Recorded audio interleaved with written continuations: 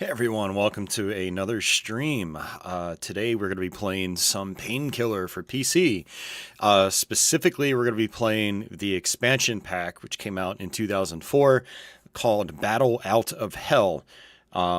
This was a standalone, well, not standalone, but it was a release you would buy separately in a physical box back in the day, but it did require the original base game to experience it and play it. These days, now Painkiller is distributed as the Black Edition, and what that does is it combines the original game, adds a lot of the patches and stuff like that, and the expansion pack, which we're going to be playing today. So, so we're going to be playing this via the Black Edition on Steam. The expansion pack, I would say, is it's a good bit more difficult than the base game. And the base game, towards the end, had a couple of pretty challenging levels, but for the most part, the main campaign of the original Painkiller really wasn't that hard to get through, even on the highest difficulty. The expansion pack, however, has a couple of levels that are really annoying, and so what I'm going to be doing is trying to play through all 10 maps in a very specific manner, in order to make a couple of those pain-in-the-ass levels a lot more manageable and doable. So, Painkiller is really cool because it is a kind of what we would have called back in the day a Doom clone, where it's basically mindless run-and-gun action, very fun, very exhilarating, just, and for the time it had great graphics and great sounds and heavy metal soundtrack and all that stuff.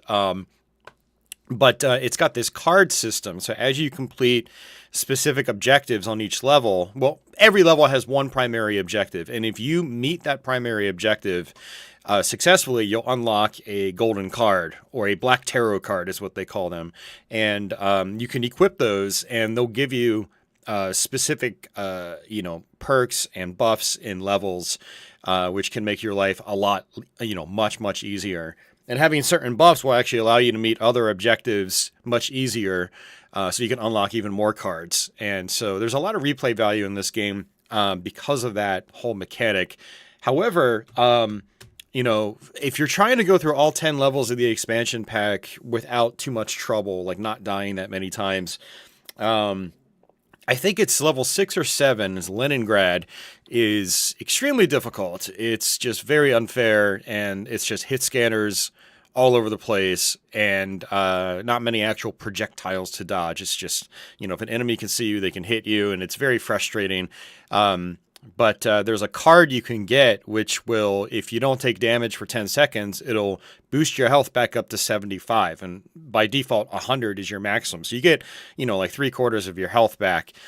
So that's the card I'm going to be trying to buy. That way we can get to Leningrad and get through it successfully without too much trouble.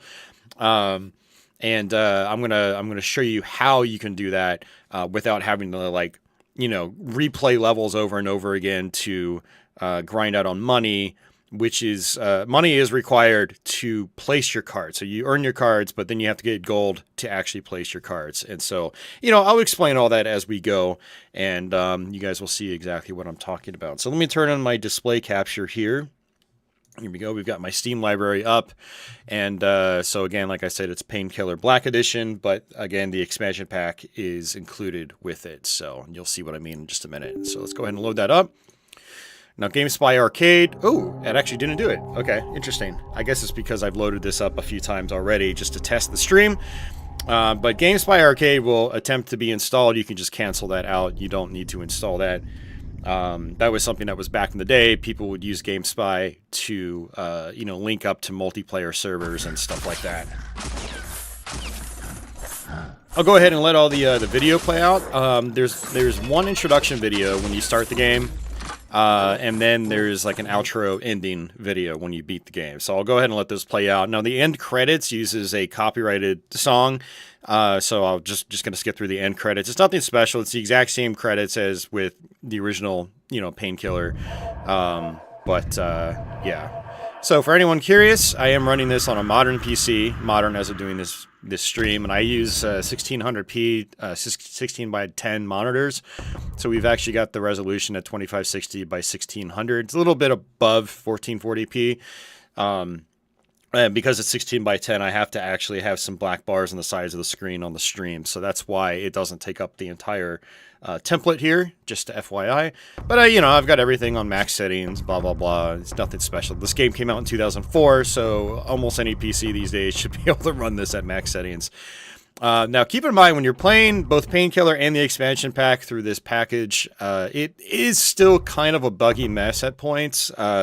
Lots of random glitches, lots of crashes. So we should expect at least a handful of crashes over the course of this playthrough. I don't think I've played through all 10 levels over the last week, and once had no crashes. So it's probably going to crash multiple times. So just a FYI, you can expect that to happen. So, all right. So what we're going to do is sign the pact. And so Painkiller's the original base game. Battle Out of Hell is what we want. And in order to unlock the highest difficulty, you have to unlock all 9 cards. Oh, not all 9, because I think there's 10 cards you can get on this. You have to unlock at least 9 Black Terror cards to activate the highest difficulty. Now, unlike the original Painkiller, I don't think you get anything different for beating the expansion pack on Trauma. So what Trauma does is it's the highest difficulty. There are no soul drops on Trauma. So there's, souls allow you to turn into your demon form, which basically makes you invincible and you'll kill everything instantly. But souls also give you hit points back. So, if you need some health back, every soul gives you 1 hit point back, which is very nice. So in Trauma, the challenge is going through the whole game without relying on those soul drops. You have to rely on just traditional health pickups, which Painkiller doesn't have that many traditional health pickups because every enemy you kill will drop a soul. So you're constantly getting health back just by killing enemies and grabbing their souls. So I don't have 9 cards unlocked right now. I think I might have like 7 or 8. I think I might have 8 cards unlocked. Well, on a previous save file. We are going to be starting a new save file, so we won't have any cards unlocked. So let's hit Nightmare, and I'll go ahead and let this introduction play out. This does directly follow up on the end of the original Painkiller. So if you're familiar with that story, it follows up right after where that left off.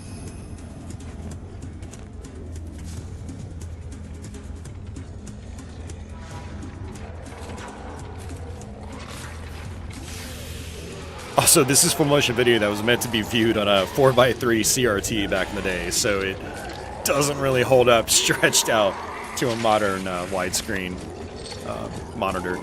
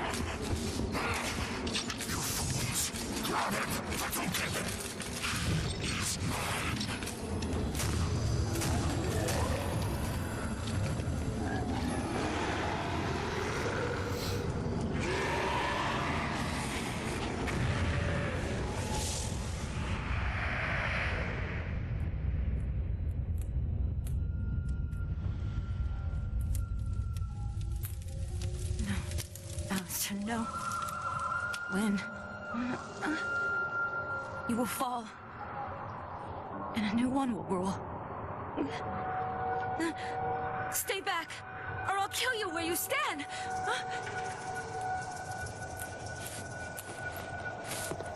Hey, sister. Watch where you point that thing. Sorry, I thought you were... Alistair.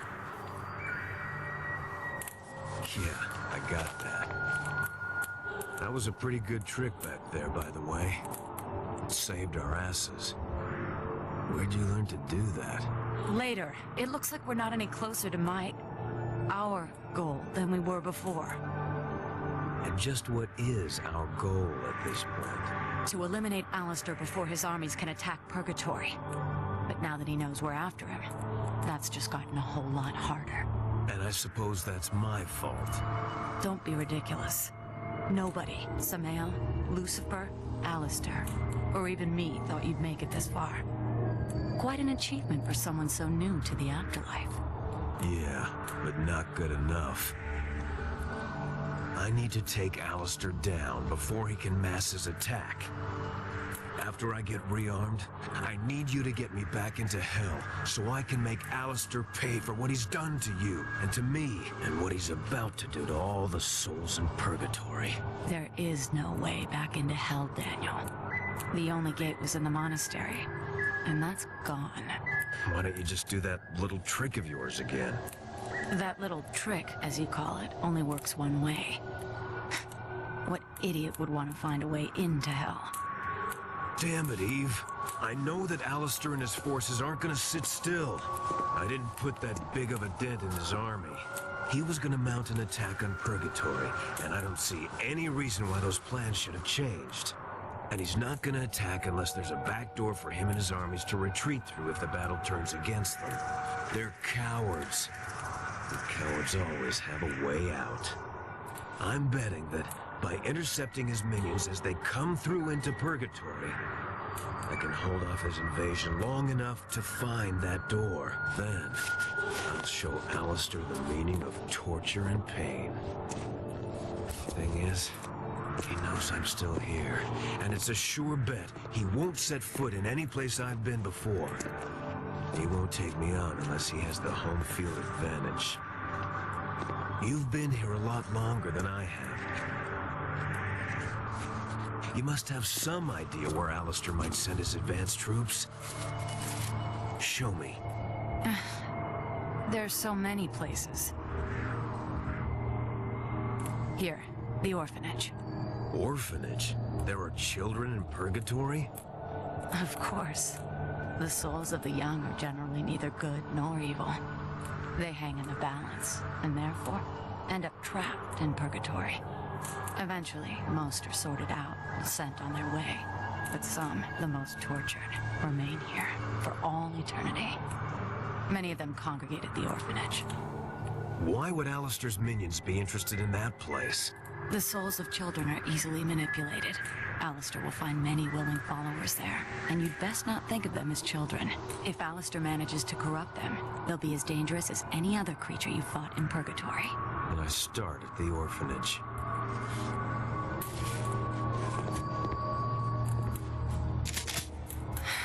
Wait, I can't make it right now.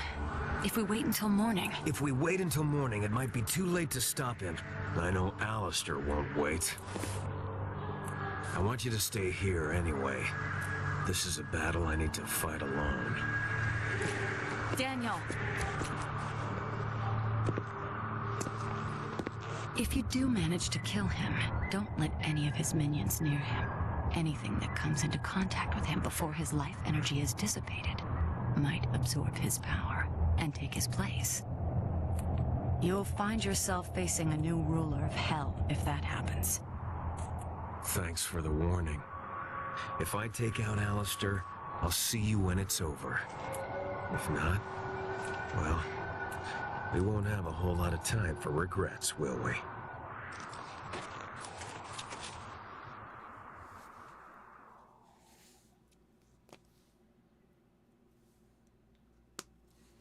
All right. I saw that MD Mister was out there. I saw Michael showed up. Dustin, welcome back, guys. Hope you're doing well. You're just letting the introduction play out. So if we click down here in the bottom right, we've got our card system. And you have most of the cards from the original game in here that you can use. Now, I don't have any money right now, so I can't actually place any cards. It won't work. So There is one card I want to get, the one that will boost my health back when it's drained, and that'll help us out a little over halfway through the game on one of the more difficult levels. That costs $1,500 to place. And I do want other cards to be equipped in the process. Like I want to do double ammo and ammo boxes. That's a very good card. I want to do something like deliver 4x more damage, which will help me get it. It'll actually help me get that card I want, because our first boss fight will give us that card. Another card here, you place for 666 gold. You basically turn invisible when you use it. So yeah, I need to like grind out on enemies as I play, which I can make these special gold coins, glowing gold coins drop, and that'll give me a lot of bonus money in each level. And so you'll see what I mean once we get into it. The cards on the top left here, I meant to mention, they are the black cards up top. They are cards that are always active as you're playing. Now these bottom cards, these gold cards, you can place them in these 3 slots. They are one-time use cards per level, so you can use them once per level. Now, there are cards up here, like this $2,000 card, will let me use these other gold cards 3 times per level. And then there's another card that lets me use them twice per level. And so, yeah, you can use golden cards 2 times per level. It's $1,000. It's half the price.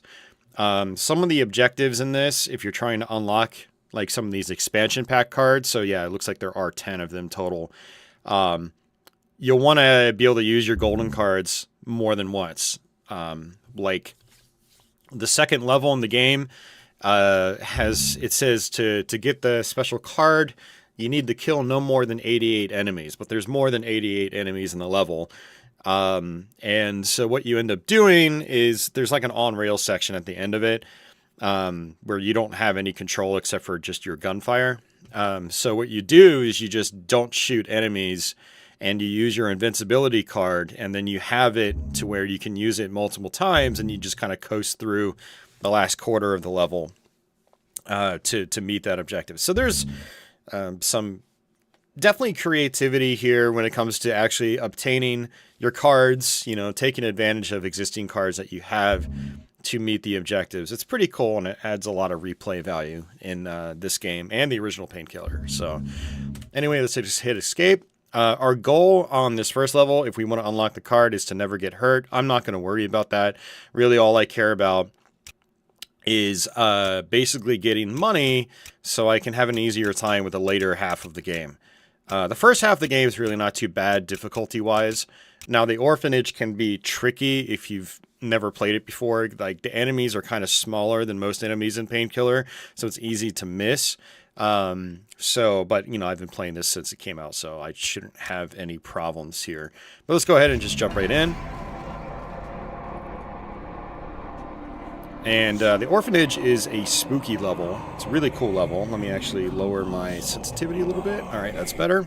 So what I want to do is actually, instead of going to the Orphanage first, I actually want to go this way. Now, this is completely unnecessary, but what ends up happening is I think we get some extra ammunition to start, and then we also end up getting ourselves some armor, which can help out our survival in the Orphanage. But yeah, very creepy location. It's a really actually cool way to start off this expansion pack. And I was telling people last night on Twitch when I was practicing this that when this first came out, it was one of the scarier things I had experienced in a video game. Because the creatures are kind of disturbing, the sound is creepy, and yeah, it's just, not a lot of action games like this that have legitimately scary environments. They have spooky environments, but this one definitely got under my skin back in 2004 when I first played it. So you'll notice that I'm bunny hopping. You are much faster when you bunny hop in Painkiller. It's just a Painkiller thing. So you're going to see me jumping the entire time we play this game. It's cool, but it's also kind of annoying at the same time. Let me make sure no one's following me. Alright, so we're going to have some creatures coming down right here. But one thing you can do is juggle enemies with your Painkiller. So this is the weapon I'm using. It's called the Painkiller. You know, the game's namesake. It's based around this weapon. But if you juggle enemies with the secondary attack, they will drop these glowing gold coins. And if we hit tab, it says gold found 0 out of 153. So I can find 153 coins in this level. But if I juggle enemies and make special gold ones appear, they will boost my gold found number even higher.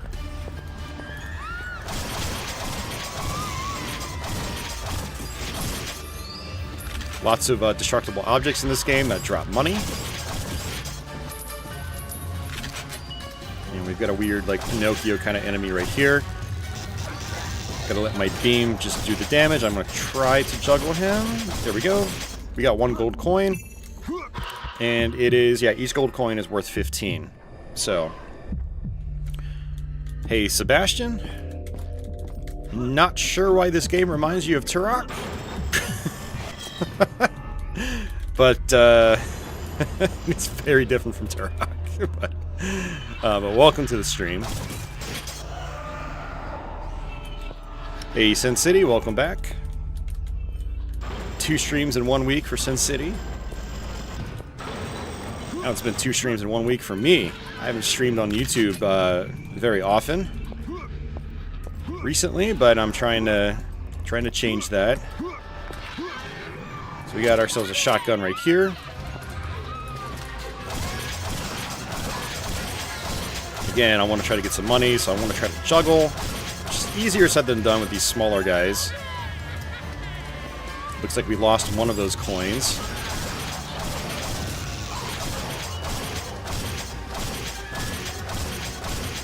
There we go, that's 2.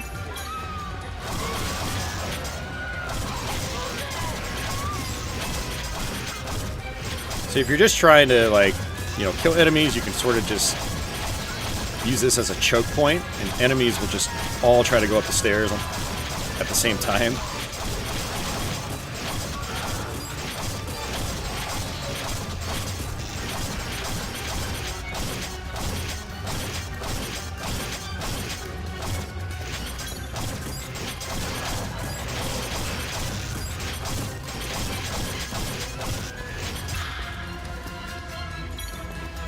There should be at least one other person left. Where'd they go? Where are they? Probably down below. Okay, yeah, I see one. Whoa! Yeah, these little girls, they basically light themselves on fire.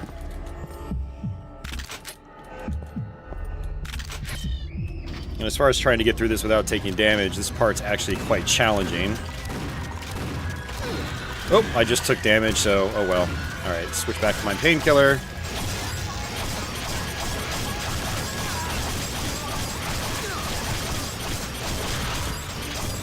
Yeah, and on this difficulty too, enemies do a ton of damage. Alright, these little ones, they actually explode in your face, so you gotta be careful. We're gonna jump up here. These are health pickups. Hey, Guns, welcome back. For this part, I like to use my freeze attack, which is the alternate fire for your shotgun. And you got some more freeze ammo right there.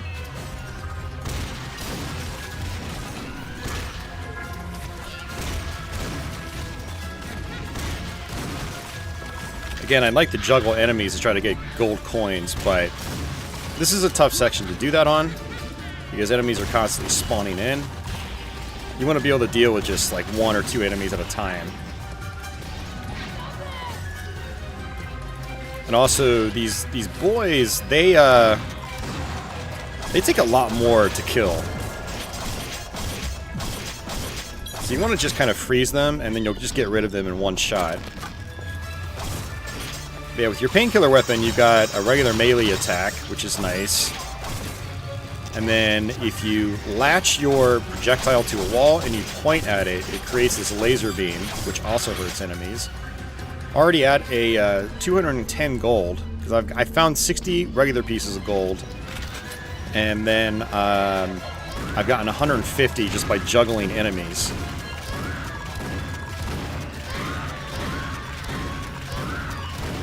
And these little explosive kids, they don't, you can't juggle them.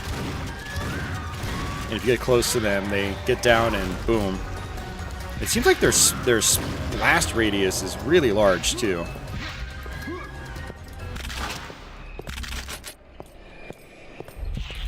And the green things are the souls I was talking about. My health's the top part of the bottom left heads-up display.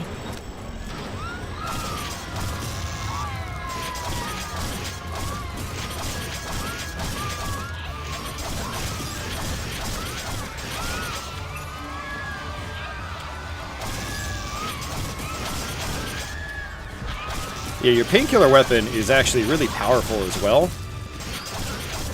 I mean, it is totally viable to just use it basically as much as you want. There's no ammunition for it.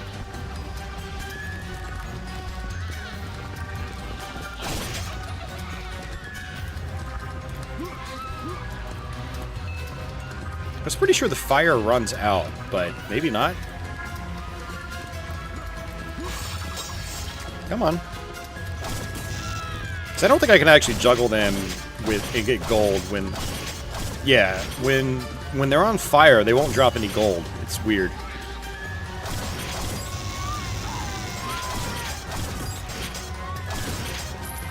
I want to get rid of these piggy banks. Not just because they have money in them, but because there's this big fat dude. One of his abilities is he can pick up objects and throw them at you. And I can't actually do any damage to him right now. So there's a special gimmick on this level where he absorbs souls. And this is used a couple times over the course of the game. He absorbs souls, and you can't actually do any damage to him until he starts... until, like, he's absorbed all the souls in the area. See, he just took that soul. Gonna freeze these guys. You can't freeze the bag kids.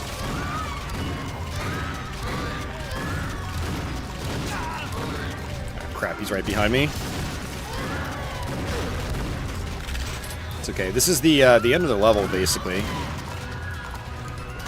Alright, freeze. The freeze attack is insanely good in this game.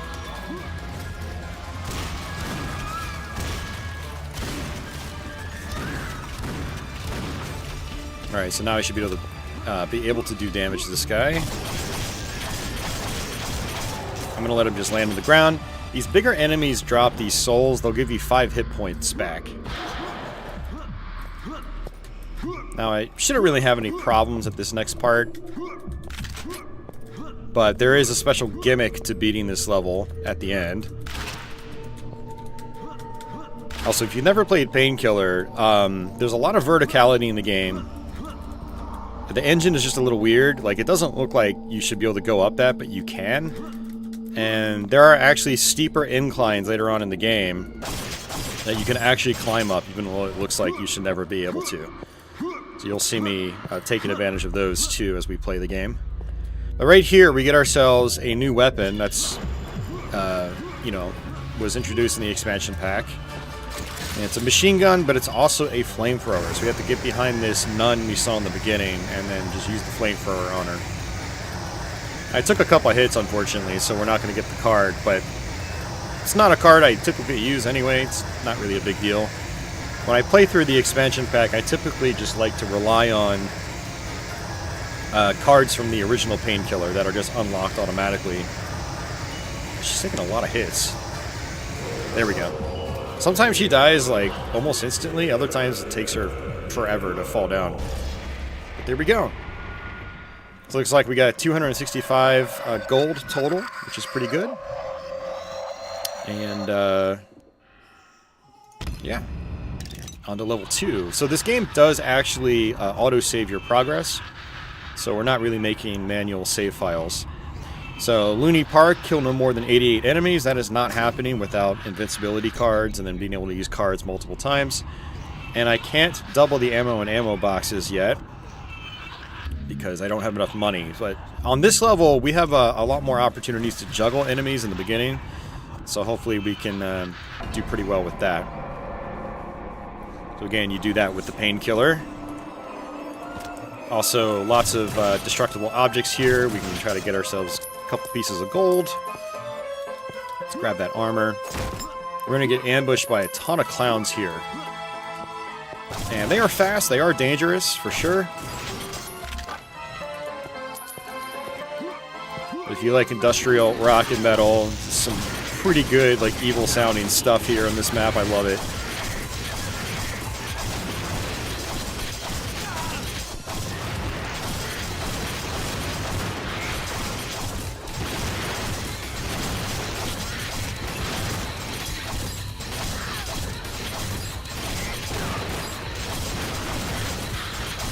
I'm not worried about taking too much damage here, because there is a special health refill that's sort of hidden, but it's really easy to get, and I'll show you how to get that. I also wanted to mention there are a lot of secrets in Painkiller. I don't know how to access most of them. A lot of them are pretty well hidden.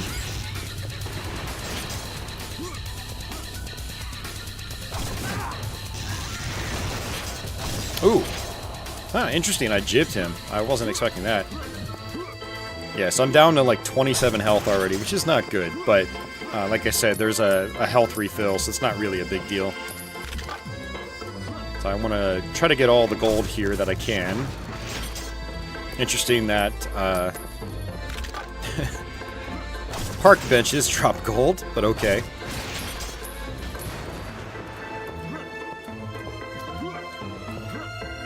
Alright, so the checkpoint is right in there. I want to actually grab this first. So if I come over here, this is what I was talking about. It doesn't look like you should be able to climb up that, but you definitely can. And boom, right there. So we're up to 127 health now. And now I can hit the checkpoint.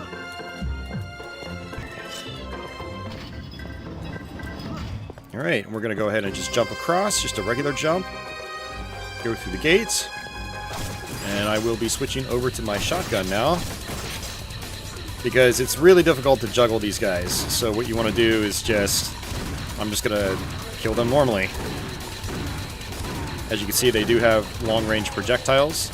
These boxes right here, ammo refill boxes.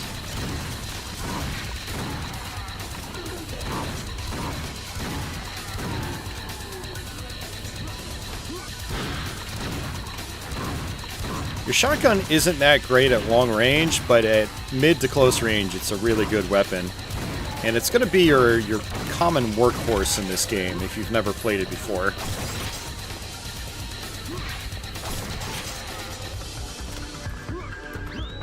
Now, because I'm streaming, I'm not going to be using my mouse wheel to cycle through weapons, but that is an option. I do recommend that if you're playing by yourself, but when I stream, there's an issue with games like Painkiller where I will scroll through my weapons and it'll start affecting things like my on-screen chat and stuff like that. It'll like scroll the chat up while I'm scrolling weapons. It's really dumb, but it's really frustrating. But so I've gotten used to just using the number keys for my weapons. And if you're used to games like Doom or Quake, where the weapons are a little bit different. Like shotgun is weapon number 2. Your stake gun, weapon number 3, which is where you would normally expect the shotgun to be if you played a lot of Doom or Quake. But yeah, this is your stake gun. Your stake gun also doubles as a grenade launcher. And where that grenade goes is kind of dependent on the momentum of your movement when you fire it. Yeah, I never really noticed this, but the side of the box actually says ammo pack. When I first started playing Painkiller, for the longest time, I always wondered like what those were, but it actually says it right on the side of the box. So again, as far as secrets are concerned, there's one up here. You try to get in there and there's a treasure. But I've gotten in there and then gotten stuck. So it's like I just kind of don't want to bother with it. Oh, that's interesting.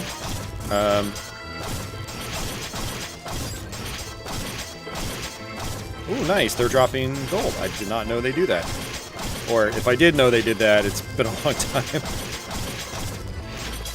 So while I go back to the original Painkiller probably at least once a year, I actually, up until this past week, hadn't finished the expansion pack since like 2009 or 2010.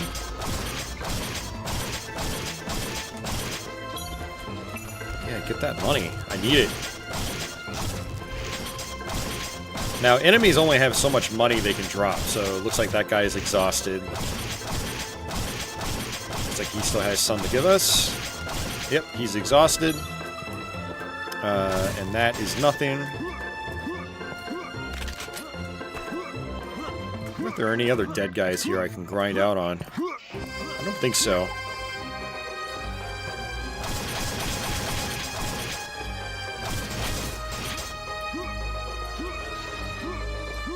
Alright, so we have to go through this gate. This big ball rolls down, which is pretty cool.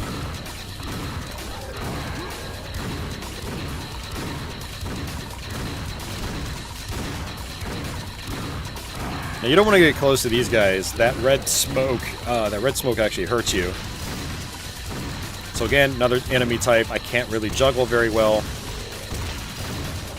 But the next section will have those clowns appear again, so I can try to grind out on them for some gold.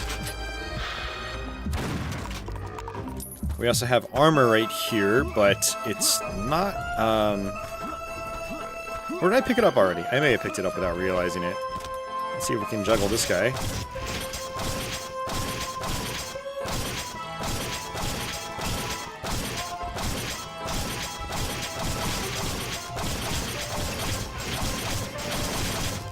That's it. That's good. Good free money, man. I'm already up to $435, which means I'll be able to place my double ammo and ammo boxes.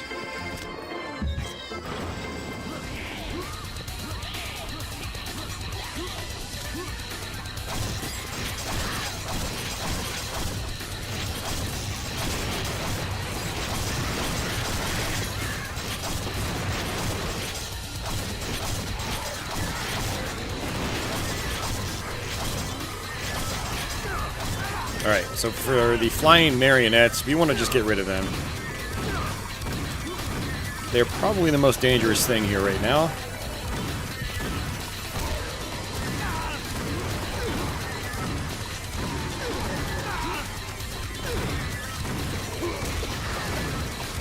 Jeez.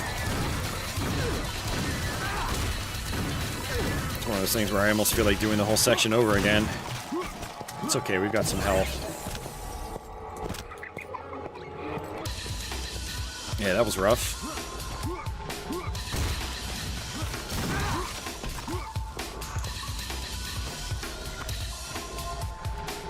There's another one. Not sure where he came from. Where's his soul gonna drop? All the way up there. Nope, that's not happening. Alright, so one last secret I know of. Yeah, and apparently there's 3 other secrets. One of them is that thing right there that I mentioned. That's you'll get in there, that'll count as a secret. And then this other thing I'll go to also counts as one. I'm not sure where the 4th secret is. Anyway, we come in here now, once you reach that checkpoint. Busts down this wall. And I want to shoot that. Make those fall down. And then this is a little weird, so I'm going to just run forward and just keep holding forward. There we go. So this will give us some more money. Those little relics give you money. So that actually, I think, counts towards your gold found. Yeah, so that one, that chalice I picked up was worth 100. So this secret's actually really important because... can I push that off? Okay. It's really important because the next section is completely on rails and you've got no way to dodge things. And so it can get really, really tricky, actually. Alright, let me try to do this. It's easy to get stuck on this thing. It's just... the engine is not the best. There's definitely some quirks to it that you've got to get used to.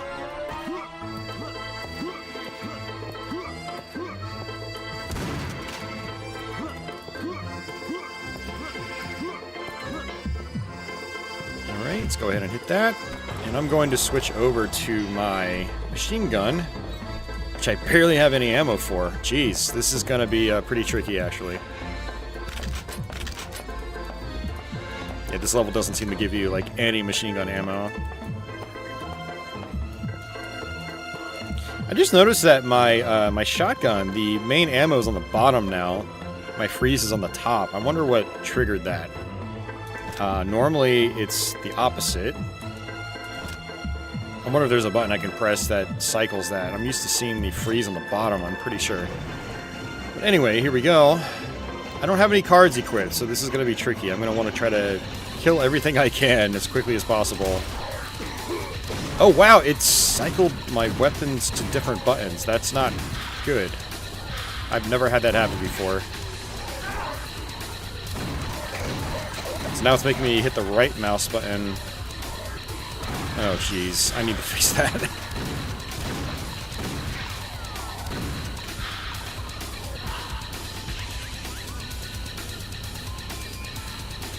Hey, Vince, welcome back. How are you doing?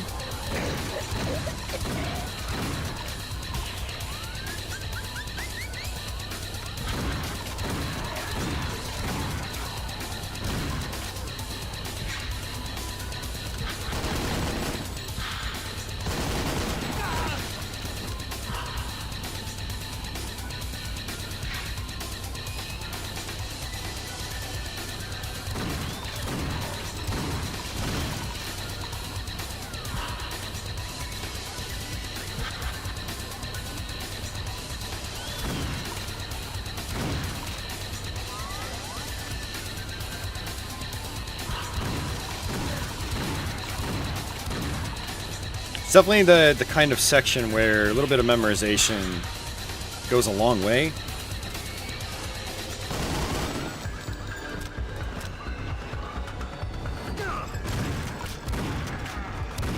Also, the enemies seem to have less hit points here than they normally would. So just a little bit of buckshot from your shotgun is usually enough to kill the enemies. So far so good. And I'm at 54 souls. If you look in the top right, that's my soul count. If you hit 66, you get turned into demon mode, or your demon form, which makes you invincible. So if I just keep killing these enemies, we'll probably get that demon form. Also, the accuracy for your machine gun here is very good. We're at 62 souls.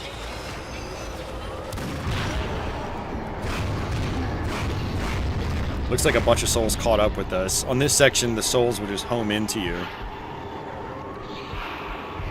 Anything red is, an object. I don't know why it highlights the track, but it highlights all the enemies that you can attack.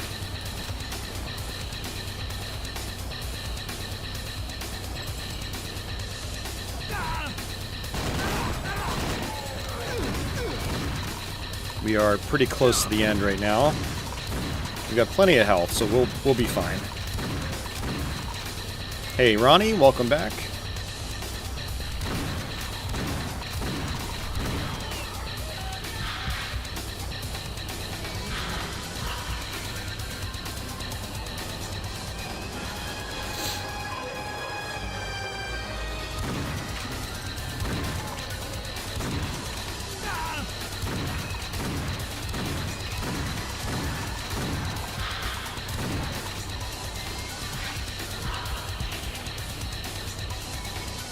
Such a crazy level. It's definitely doing things that the original Painkiller just never really did.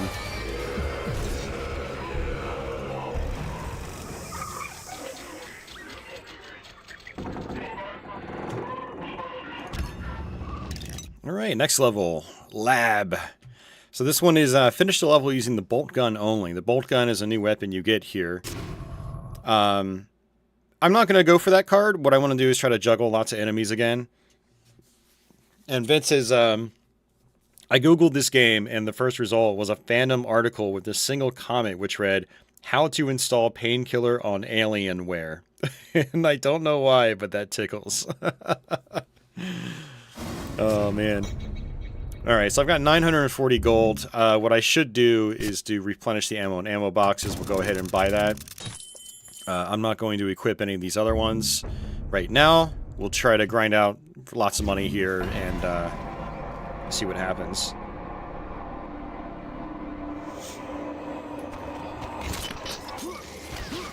Alright, so this is the bolt gun. And it has a zoom function, which we will definitely be using.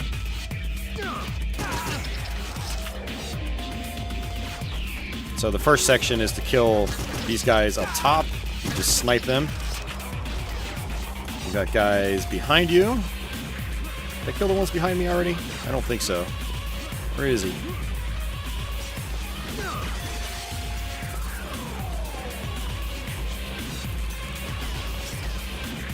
Alright, there's one up there. We've got some in these windows.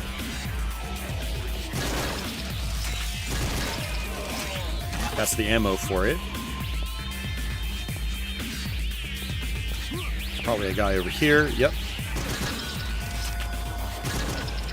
Now you can see it does 3 shots. Enemies are going to stop dropping in, or start dropping in. So this is where I can try to juggle some dudes.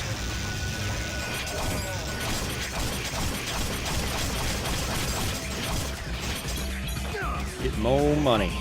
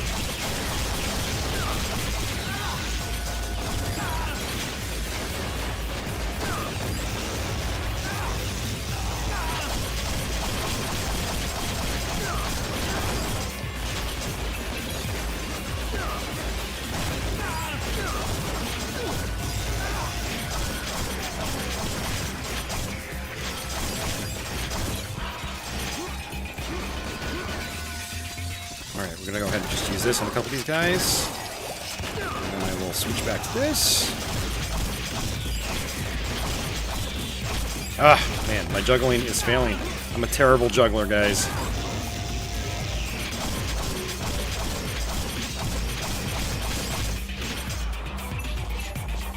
It's all about that money. We've already got 240. We still have a long way to go on this level. Now, I've noticed through playing this a couple times over the last few days that there's a guy up top here that tends to get stuck.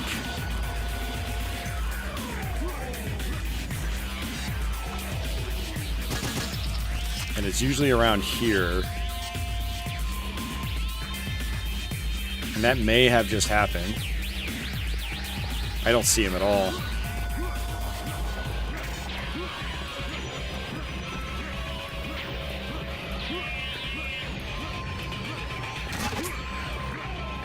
Also, there's a secondary attack. Also, what's really funny is my mouse controls have reversed again. They were screwed up at the end of that previous level. I don't know what happened. If there's like a key function that does that. Yep, there he is. I see his shadow. And what I had to do last night when I was practicing this is like try to wait for his arm to clip through the wall. And then just shoot his arm.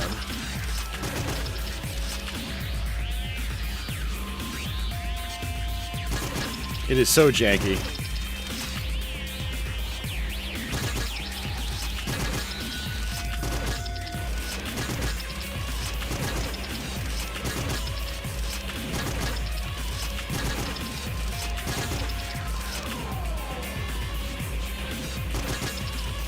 Let me see if I can actually use my machine gun.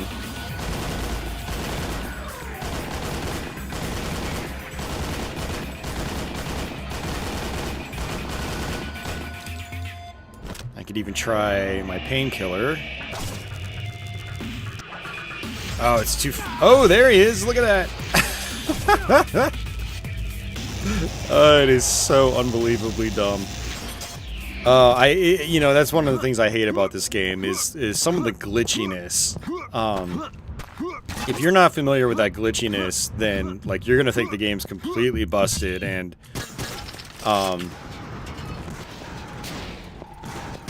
yeah, you're gonna think everything's just completely busted and you have to reload your game. I'm gonna try to pick up all this cash.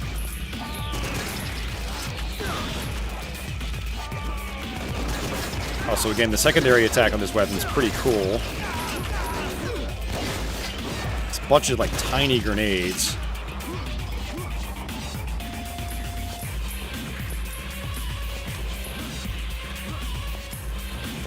And I'm not really worried about taking too much damage because, again, enemies are dropping souls, and then,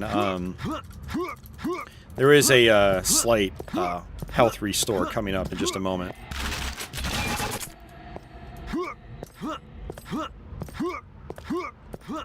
So for this part, I'm going to blow that open. And these things, like in the first painkiller, can be shot at.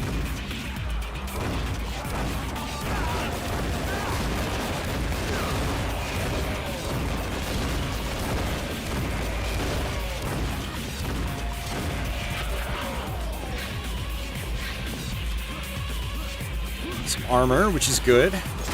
These boxes are for my main machine gun. The one we got on the first level.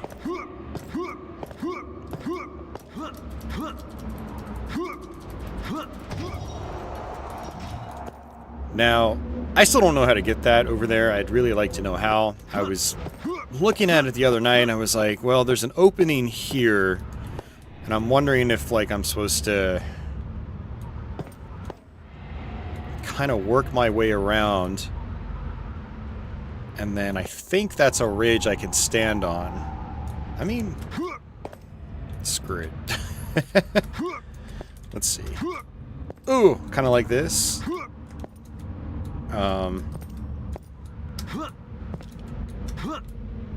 Oh no! That's the right idea, I guess. Let's try that again. And honestly, what would be better is for me to get the other one first. Some enemies are going to spawn in when I do that. Actually, no. I have to hit that checkpoint first.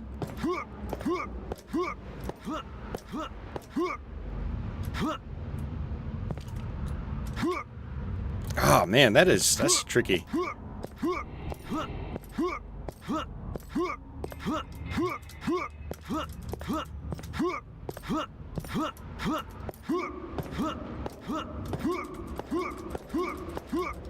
Alright, one last try.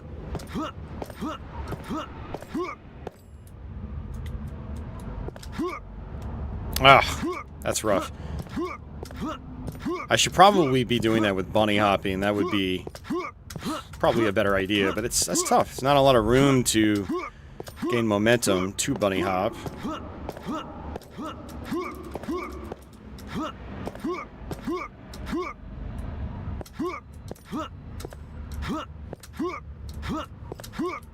Yeah, alright, I'm not gonna try again. But now I've got the right idea. It looks like that's the solution. So that's pretty cool.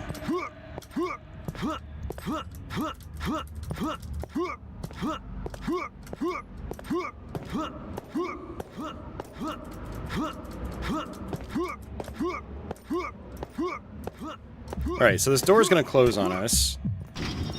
And we've got more guys that appear behind us.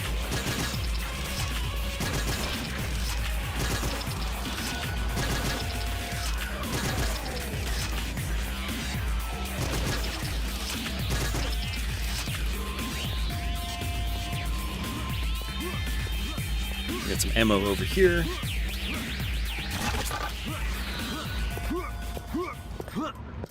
And your bolt gun can go up to 500 on your main ammunition. So it can handle quite a lot, or hold quite a lot.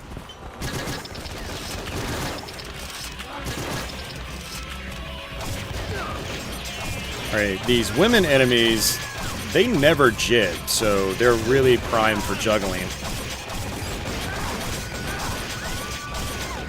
Just like that.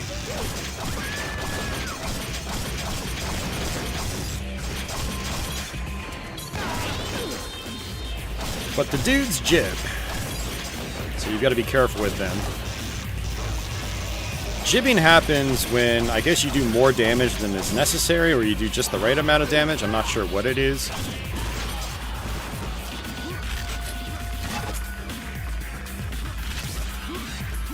So if you're trying to grind out for money, you need to be careful about whether you jib an enemy or not.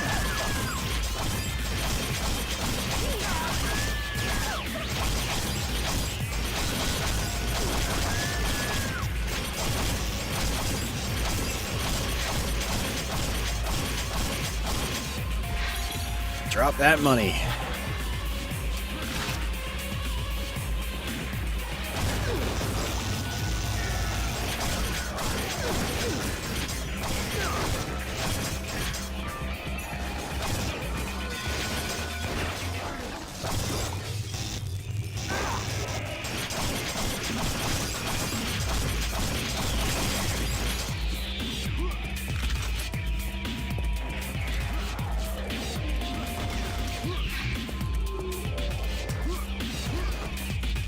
How many guys are out there? Maybe just that one? No, 2. That's right, there should be a few in this room.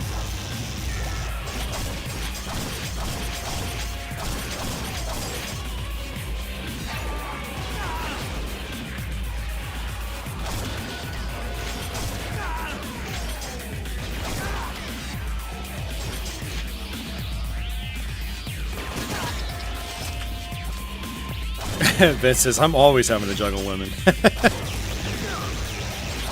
Vince is a player. I mean, if my name was Vince, I'd be a player too. Unfortunately, mine is just Austin. It's not all that interesting.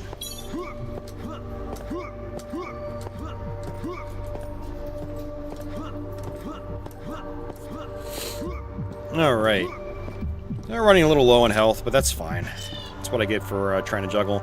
I'm going to save those barrels because enemies actually drop in from behind. So you can use those barrels to... Oh, it did it again. It cycled my weapons again. Why does it do that? I must be pressing something, like, totally by accident. Oh, I killed myself.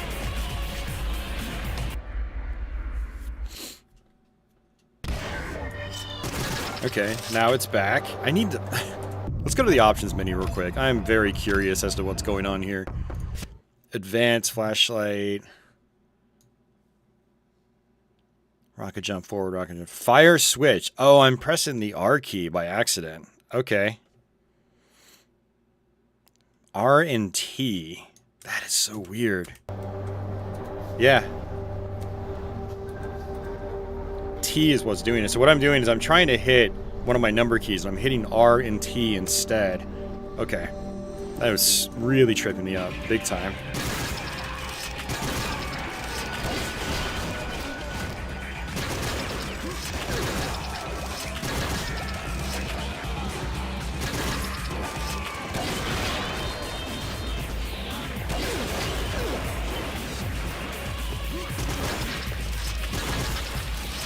Sometimes enemies will drop gold coins when you know, kill them, like kill a bunch of people with an explosion.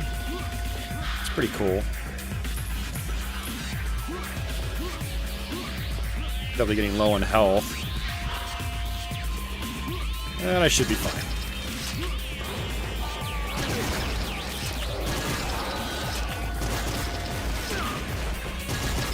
Because there is a health refill coming up here in just a minute. You can see it in that cage.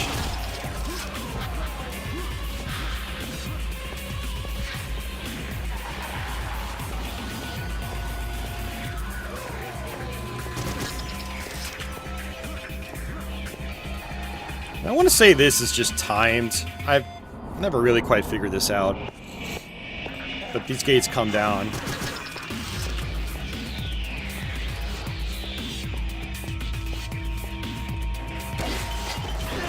And I killed myself. I tried to shoot the grenades inside that cage, but it doesn't work.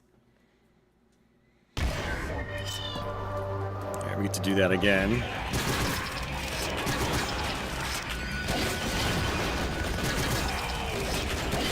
Oops, I blew myself up again.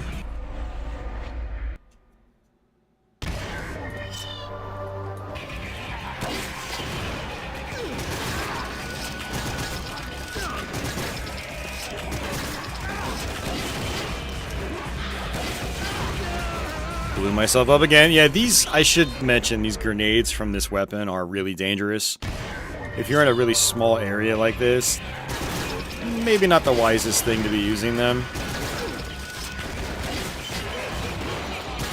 Now, when you're out in later areas of the game, it is a different story.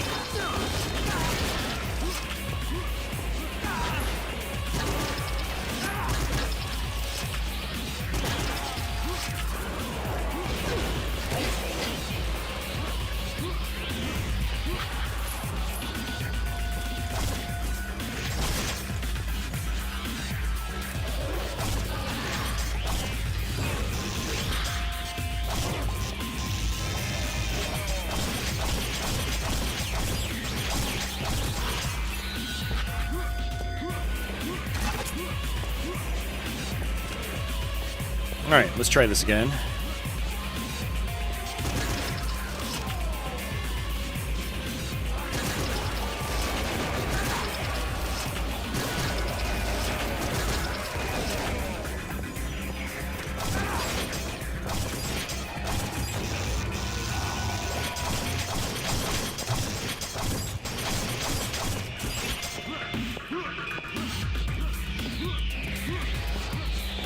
Yeah, one of the reasons I was hitting R and T by accident is in the past, I've normally just used my mouse wheel to cycle through weapons, but like I mentioned, that feature can actually break stuff outside the game, which is kind of crazy to think about.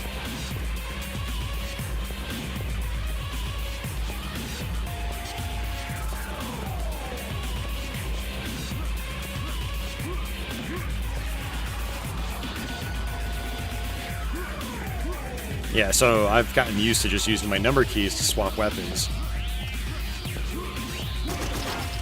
Any day now, man.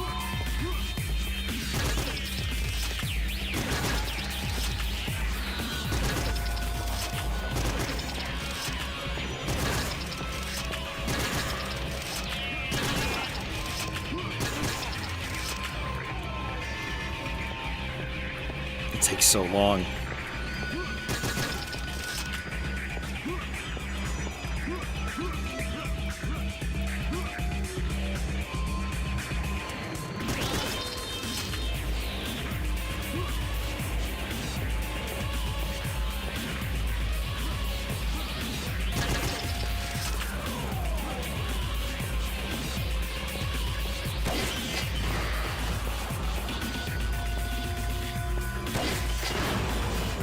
There it is.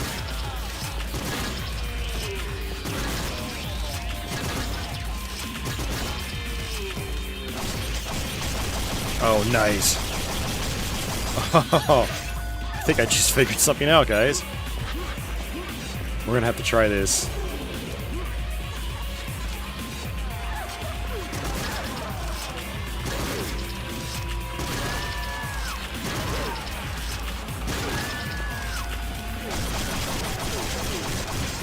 Oh man, that's great.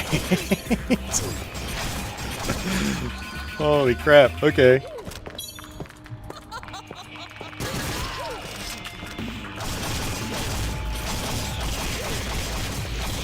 No more juggling.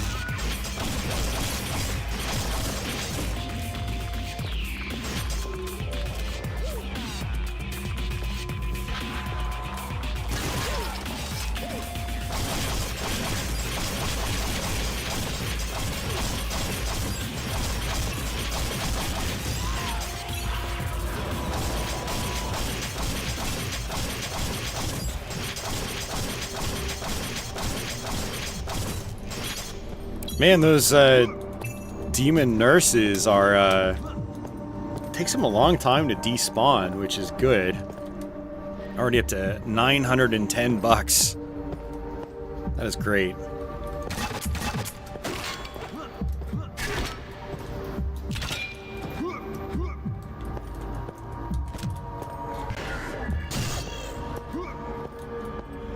Alright, so right here, if I want to drop here, and then I want to drop down here, and then grab this. This is kind of like, it's almost like quad damage in Quake.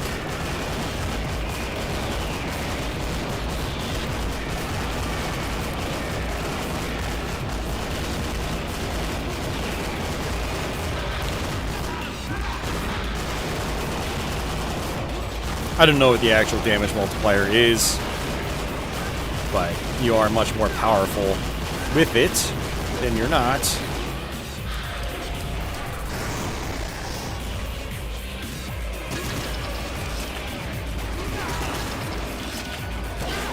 Oops.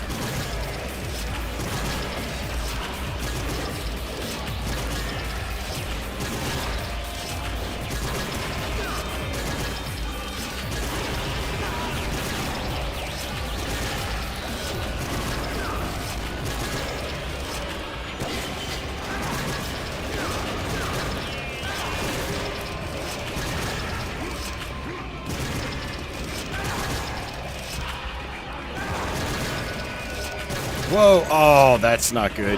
I'm dead. I'm super dead. Some kind of, like, explosive device went off right in front of me.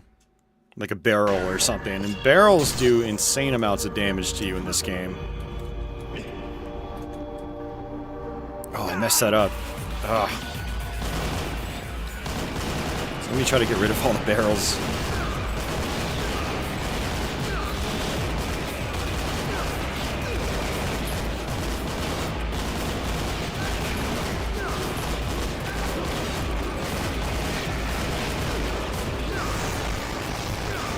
Also, the flamethrower actually has greater reach than it feels like.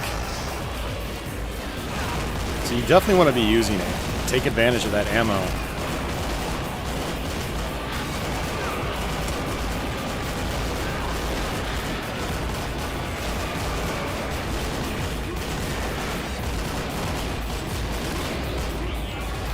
I'm going to use my shotgun this time instead. Yes, I've got the freeze attack.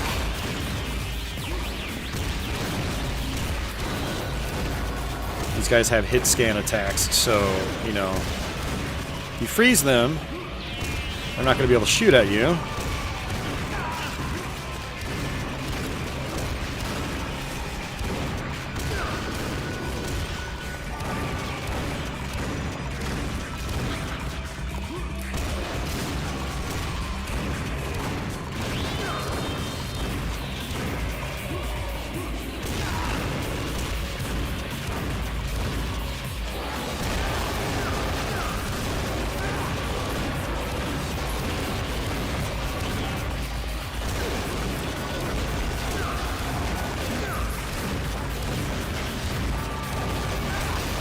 That's right, this is like the never-ending fight.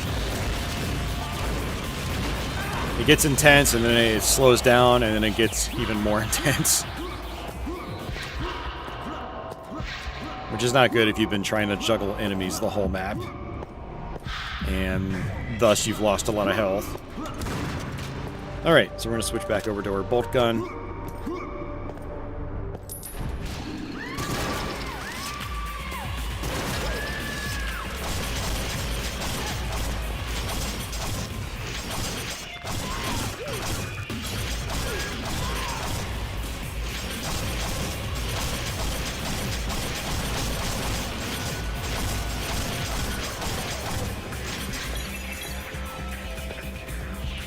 Let's try to do this again. I like the idea of pinning them to the wall.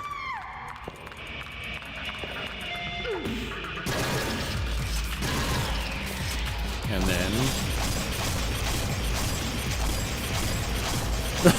oh my god, it says her name is Mona. It sucks. Oh, Jesus Christ. This game, I swear.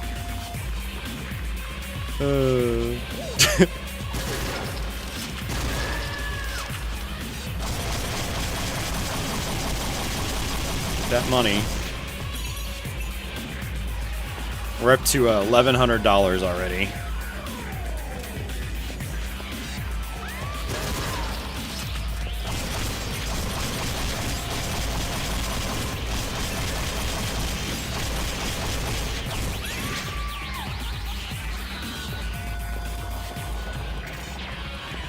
Yeah, pitting them to a wall and then just grinding out on the maximum amount of money is very useful.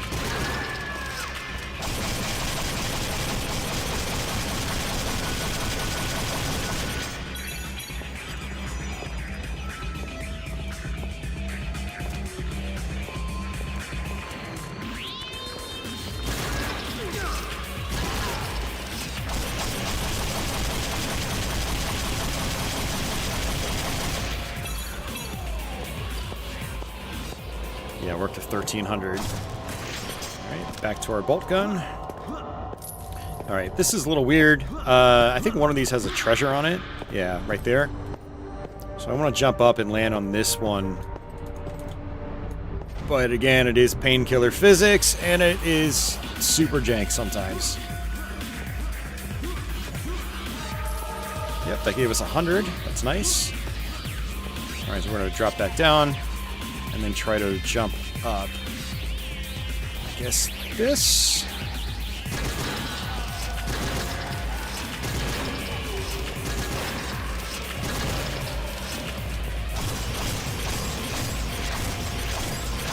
Oh, it's not registering. Oh, my painkiller just went right through him. Alright, so for this part, we're just going to snipe these guys.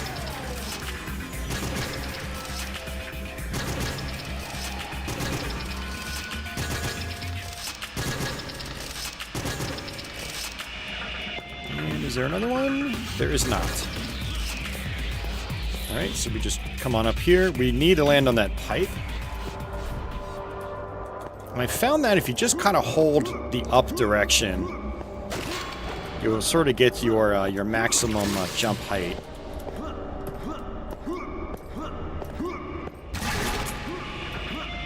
Getting close to turning into my demon form.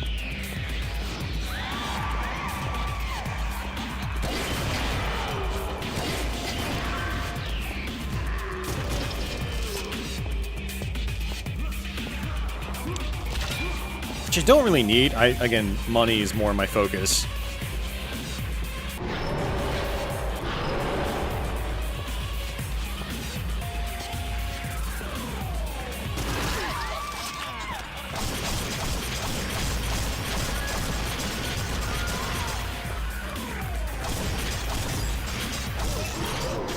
Oops.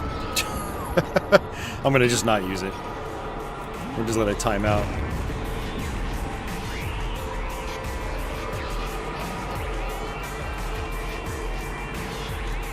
I know it feels like I'm playing this very weird, but that's what's really cool about Painkiller. You're not forced to play the game a single way.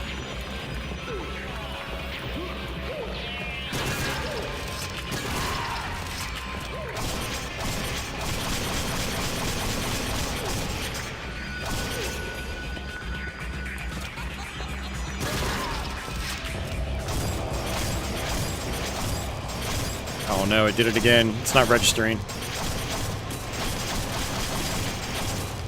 Well, I got a couple from it. And we're up to over 1,500, which is enough to equip the card that we actually don't have yet, but we will have it soon. Alright, so this is the end of the map. Oops! Oh, God! No, no! Get on the ladder. On the ladder. Okay. Whew. I managed to catch onto the ladder. So this part, we just want to keep bunny hopping forward. And you'll see what I mean in a quick second. Oh, God. Now, you can actually kill those things, but it's not really worth it. Unless you've got, like, God mode or something.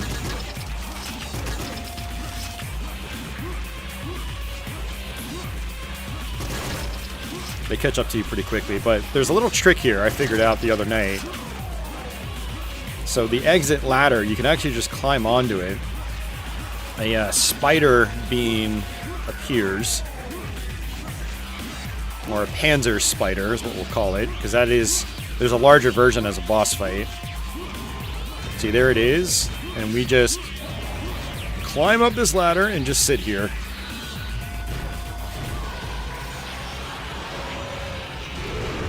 Boom, it kills everything.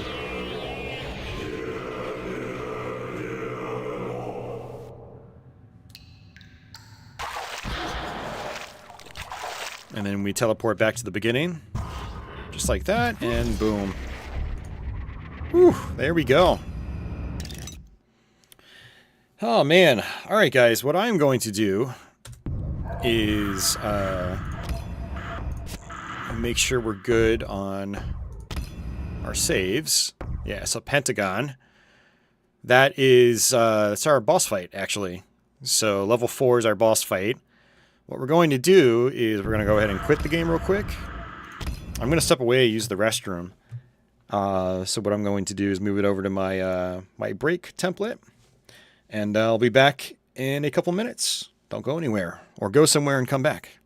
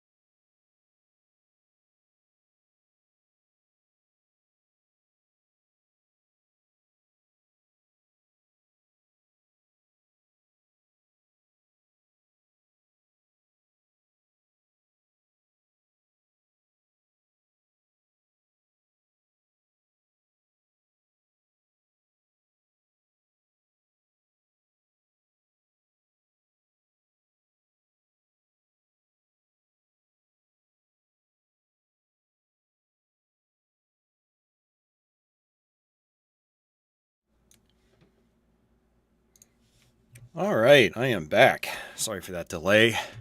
Let's go ahead and load the game back up.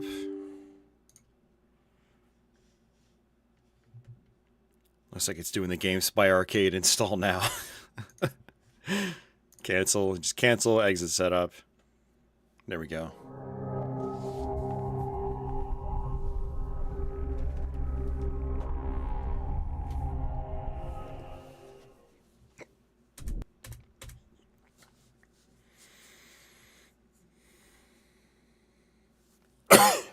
All right, back at it. All right, load save, auto saves, sort by date and time. And there we go. $2,000, very nice. All right, so what we want to do is equip the one that delivers 4 times more damage. That'll put us at 1,500. And then when we come out of this fight, we'll be able to equip the one that will boost our health back up to 75 when we go below that. So the goal for this one, kill Panzer Spider in no more than 4 minutes. And that's actually, all the boss fights in this game are puzzle-oriented. So it's not just shoot, shoot, shoot, shoot, like it is in the first Painkiller. The first Painkiller bosses, it was just all shoot, shoot, shoot. But the expansion pack incorporates more puzzle-centric elements. So, in the very beginning of this fight, we do shoot, shoot, shoot.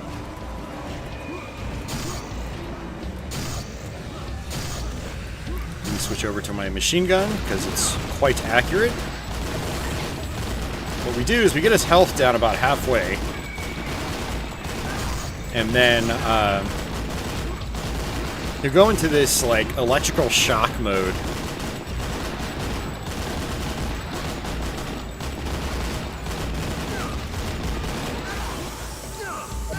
Alright, this is bad. Taking a lot of damage. Alright, when he slams the ground, you want to jump, otherwise you will take lots of damage.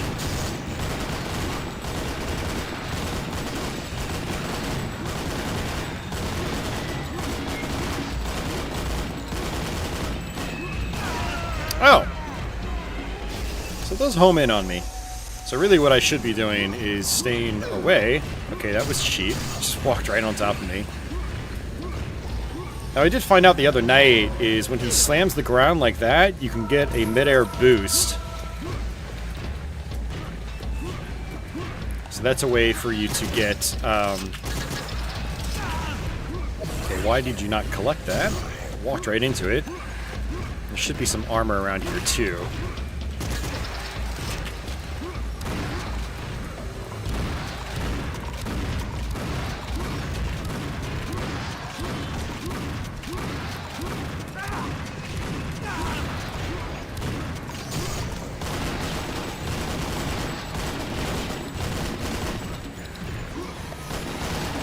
Alright, I'm gonna jump, just like that. Jump again.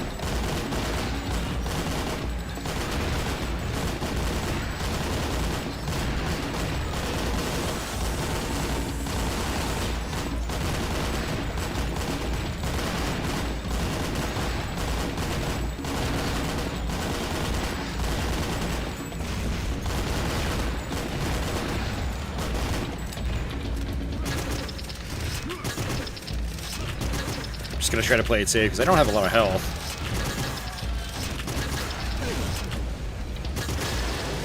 Alright, so now what he does is he just kind of moseys around, and he's gonna eventually try to do this big blast at me. Gold armor, very nice. Gold armor is really good in this game. And what we need to do is shoot him in the mouth when he tries to do this charge up blast.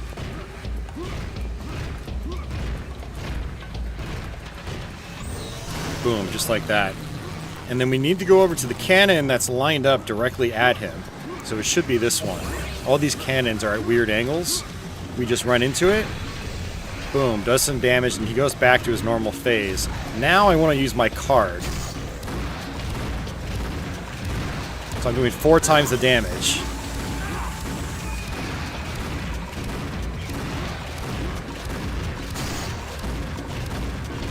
And it's going to be the same thing again.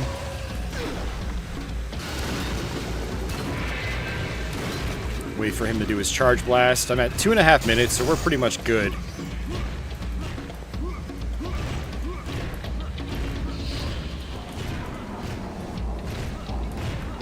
He's going this way, which means I'll have to hit that turret. Boom. Alright, last one. Yeah, when I first got to this again last week, I had to look up a walkthrough. I was like, how am I supposed to do this?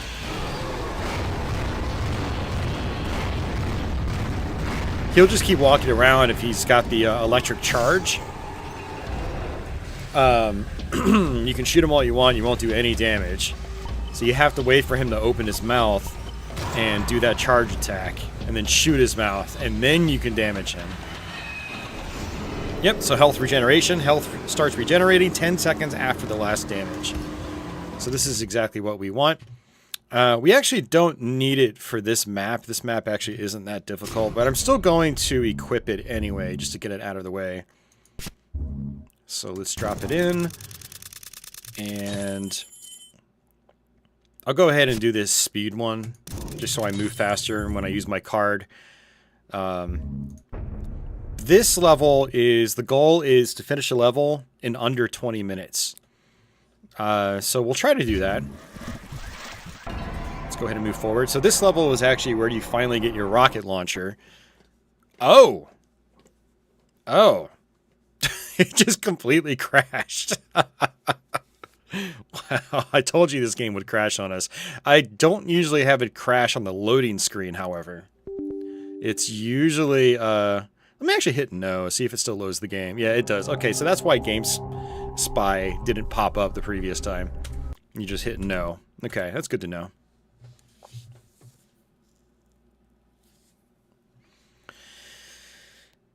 Yeah, that was awful.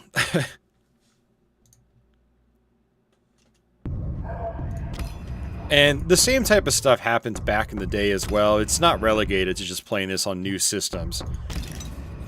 Let's check my cards. Okay, have to re-equip it.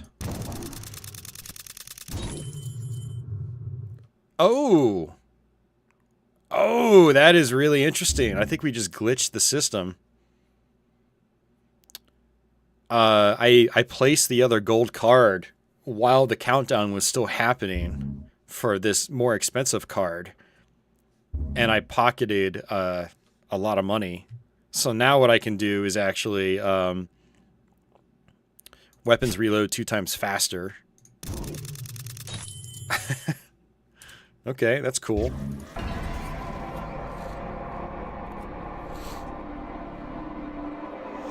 That's funny. I didn't actually know about that glitch.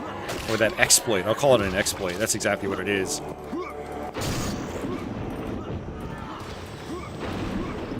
Let's get all the ammo I can.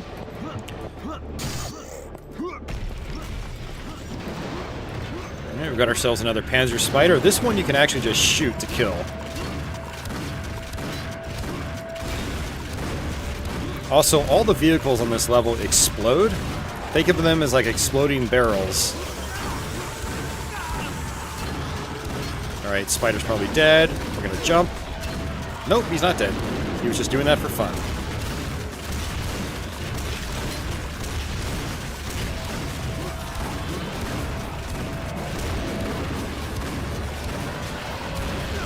Now he's dead.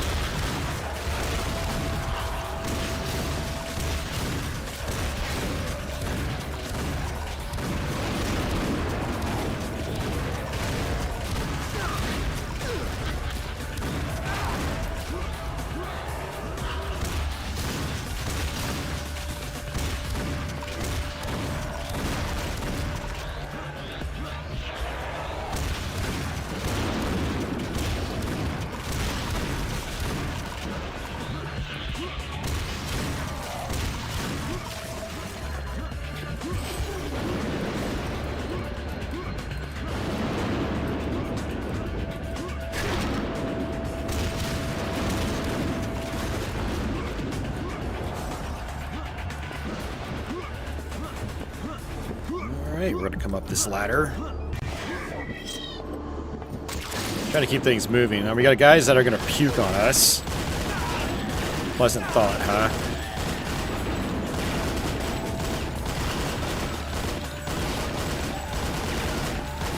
And we can come on over this way. And you want to jump down, because sometimes, I feel like there's a part in this map where the top explodes. And I don't know if it's that part, but I try not to sit up there.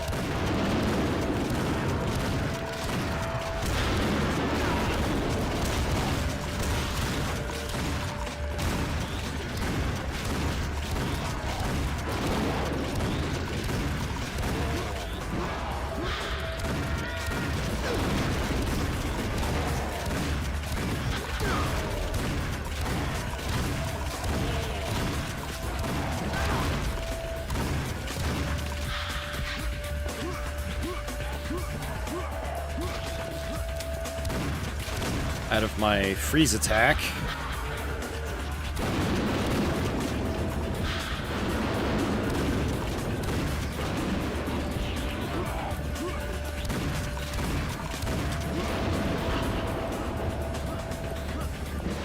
Alright, you see some shells over here.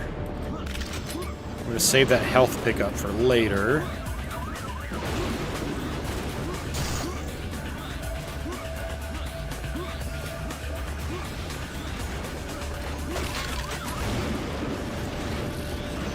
Alright, got some flying buggers now. Machine gun's the best for these guys. They just bounce all over the place, so they are pretty annoying. Just want to focus on them.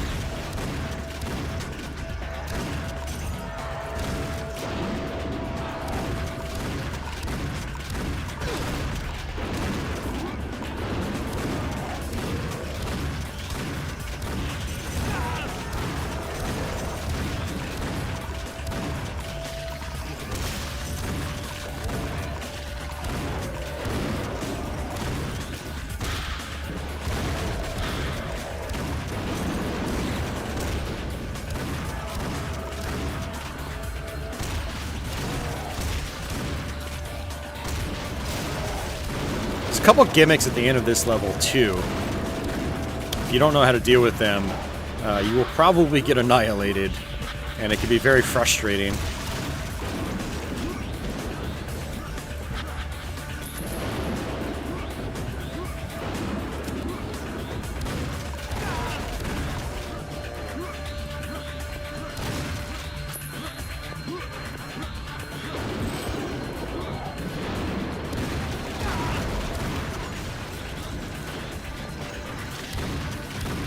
More bugs.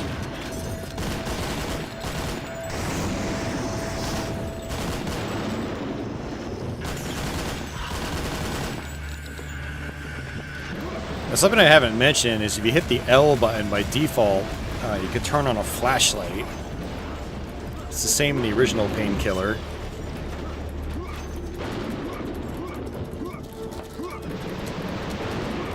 Get up there. Thank you.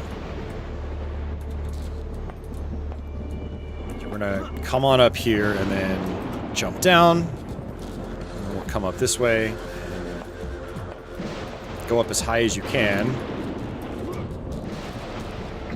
Just like that. And I don't think there's anything up top, so I just come straight down. And we fall down.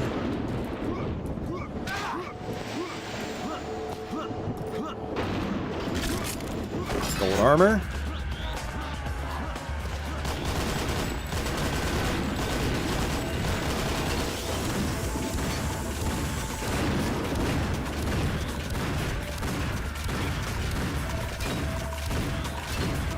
I'm gonna go ahead and use my card. Boom, he is dead.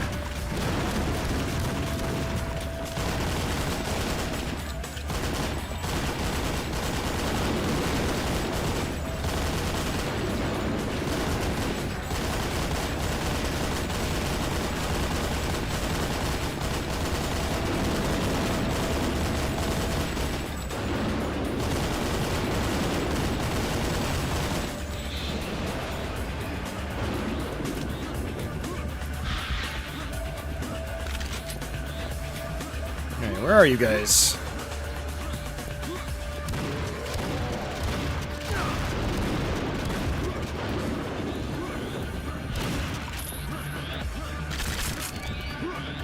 Alright, more flying guys.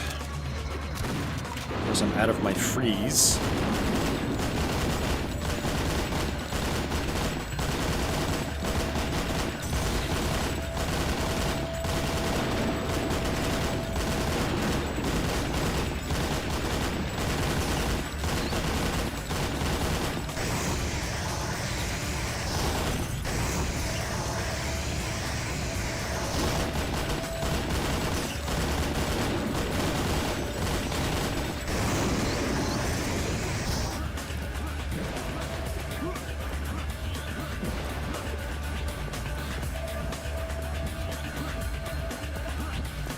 Tends to be a flying enemy that just kind of gets lost and disappears.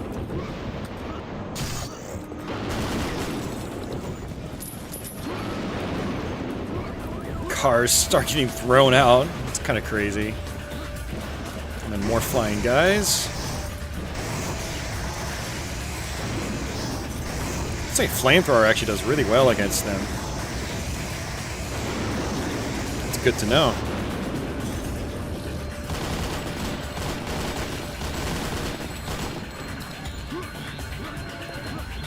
I noticed they don't drop souls either.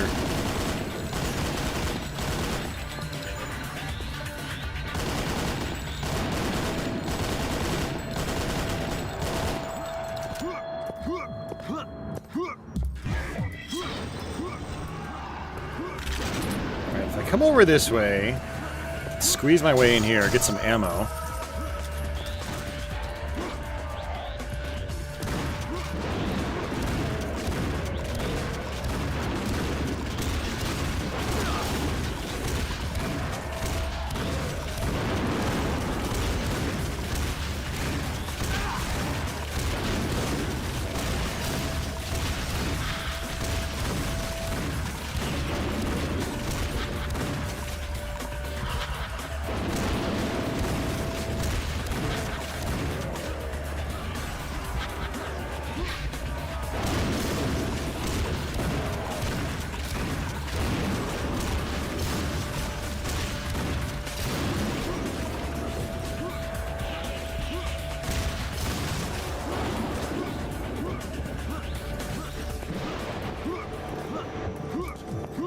Alright, the 10-minute mark. If we want that card, we need to do it in under 20 minutes. I'm not sure if we're going to actually get it. Last time I got the card, I was like, I had like 30 seconds left, and that was it. Hey, Freddy, welcome back.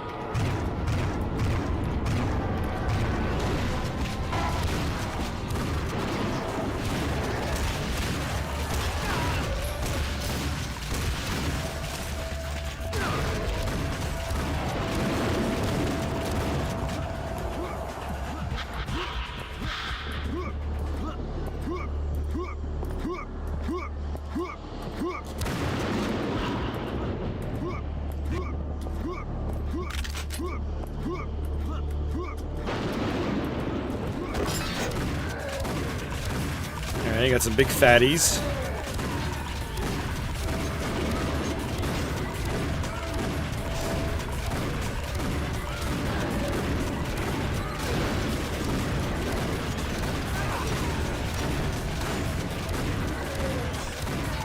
It also looks like the cars will actually explode on their own if you just sit next to them. Yep, just like that. You hear a little count up or countdown. And again.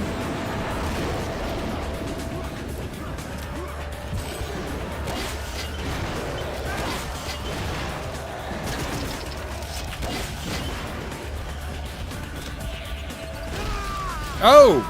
I sat next to the car like an idiot. I was like, I think I got hit by like 4 or 5 of them. That was really dumb on my part.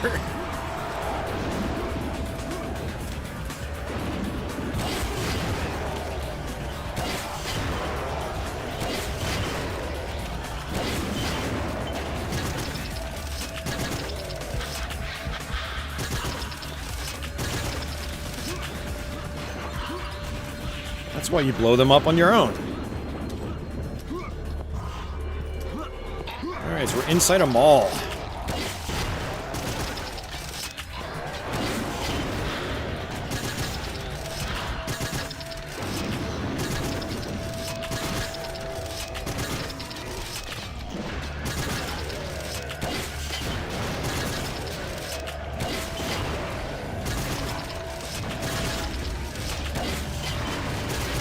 I really love the lighting in this game. It's really good for 2004.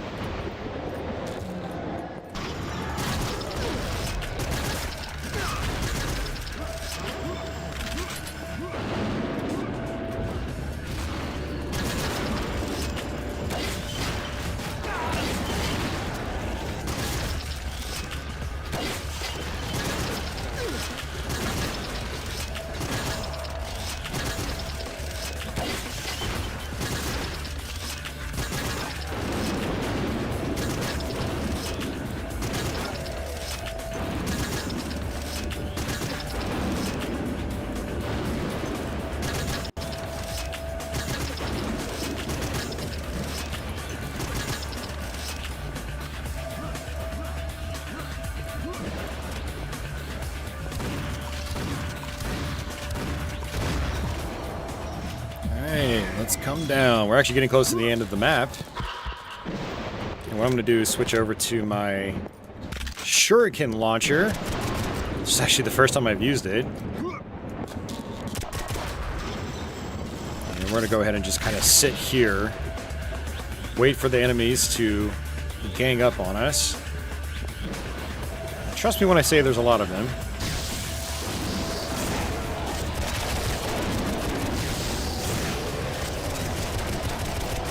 Secondary attack is a lightning bolt.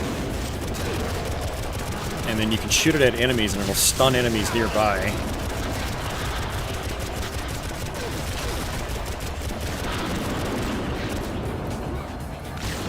Alright, this is where we get ourselves a rocket launcher. So what I'm going to do is switch over to my machine gun. Alright, this is the tricky part I was talking about. It's just really weird. Very unconventional. You need to shoot as many of these cars as you can, because the fat guys are going to appear again and they can throw the cars at me. And what they effectively do is end up, you know, tossing explosives at me. That's what they're doing. So I want to get over here and just shoot as many cars as possible.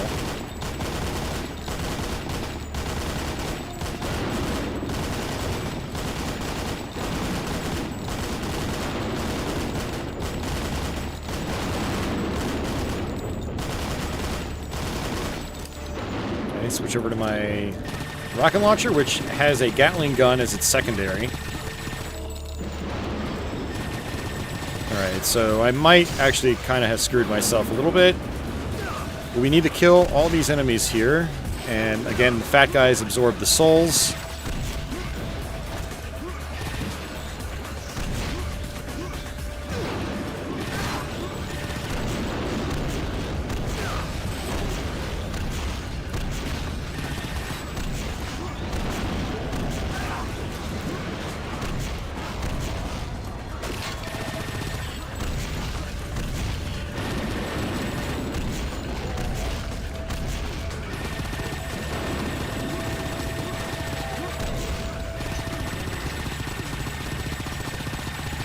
Alright, got it. And the last part. Oh, we've got plenty of time.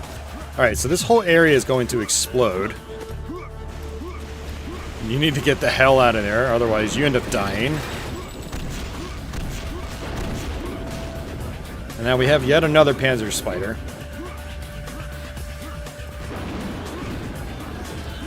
And we need to try to bait him this way. Hopefully he doesn't take too long. Freddy says, cool, getting some Doom and Painkiller action back to back. Yes, sir. And there's going to be some more Doom action. Hopefully this upcoming week. I plan on finishing Doom 64 on PC and then playing through that. Freddy says, just played through Painkiller, Hell and Damnation last week on PS3. He's very happy to see this series finally back after all this time. Hope the new game turns out good. Yeah, same here. I agree. Alright, so there's a semi up top. We need to shoot it, and it falls down onto the Panzer Spider. And then that's it. There's a lot of, like, puzzle-centric stuff in this expansion pack. I love the floating car.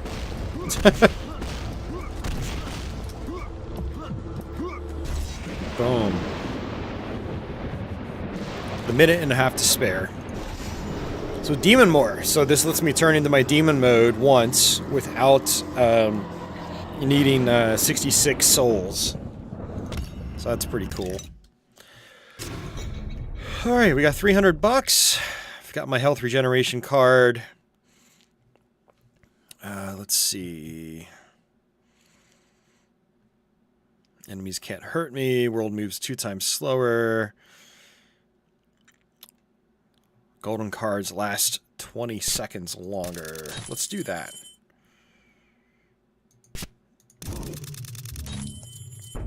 Alright, so this is the level that kind of sucks. And its goal is finish the level with over 200 health. Yeah, that's not happening. Like I said, tons of hit scanning enemies. And that's why I wanted that specific card that'll boost my health back to 75. Because I will 100% go below 75. But there's some armor and health over here. Rocket launcher is your friend on this level.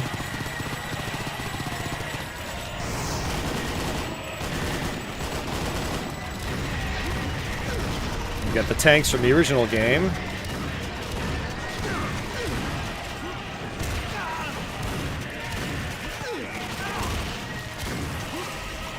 Alright, if we jump over here, we can get ourselves some more ammo. Back to my rocket launcher, because I've got a lot of ammunition for it.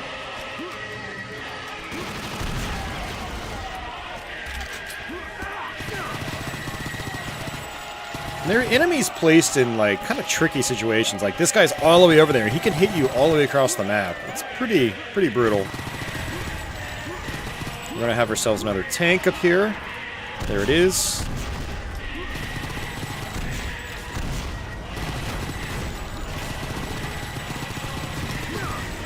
Alright, I'm going to use my shotgun because I can freeze these guys. They call in airstrikes. You hear the airstrike? Ugh. So you want to get rid of them right away. Very mean enemies.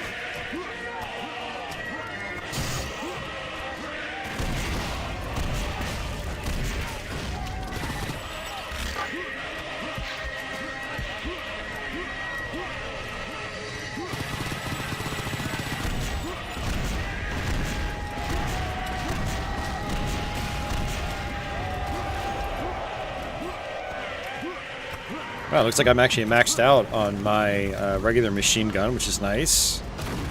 And my shotgun ammo, so we'll go ahead and switch over to that.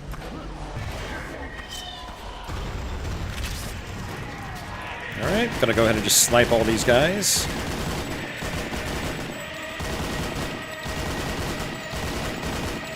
I've had to play through this level a bunch of times just to, like, really get used to it.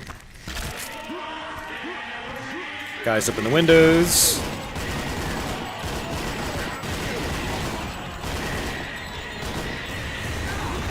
Yep, airstrike guy, and I was sitting right on top of fire. Fire hurts you in this game, by the way. Normally the airstrike guy, he runs around on his own, but he didn't do that here, so that was a little aggravating.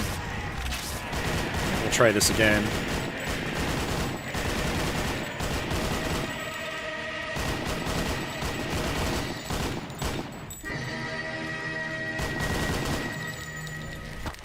Yeah, Freddy, this level is a pain in the ass. It's easily my least favorite level in the game.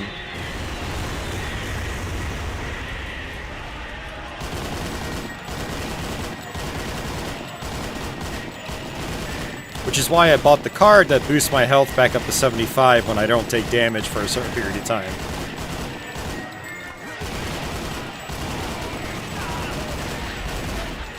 Alright, back to my rocket launcher.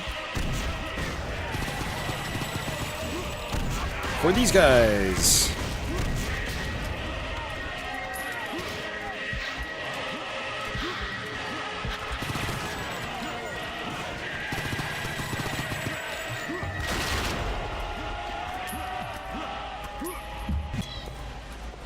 Alright, we're gonna have guys sniping us from above, so I want to try to come in here, kill these guys first, in safety.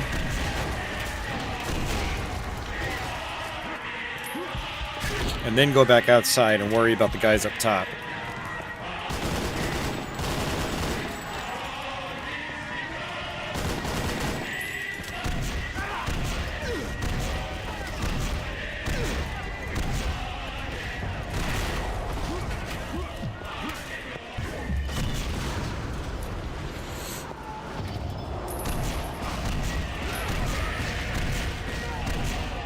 I'm going to switch over to number 7, which is our bolt gun. Use these grenades down into that hallway.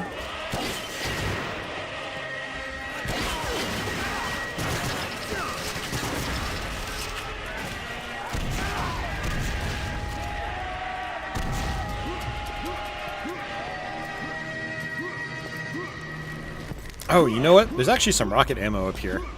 In the fire. Ugh. Don't get hurt. Freddy, yeah, Loony Park is level 2, so yeah, we're on level 6 right now. We are halfway through the game. Actually, we're more than halfway through the game. Because there's only 10 maps.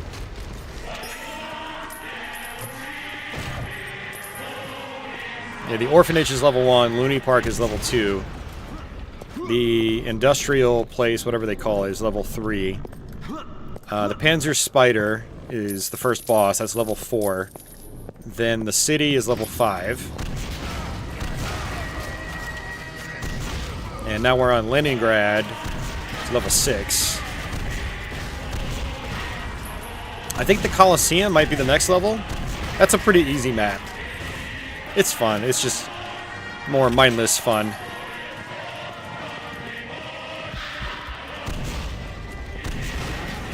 There's a bunch of explosives in these rooms, so I'm trying to shoot into them.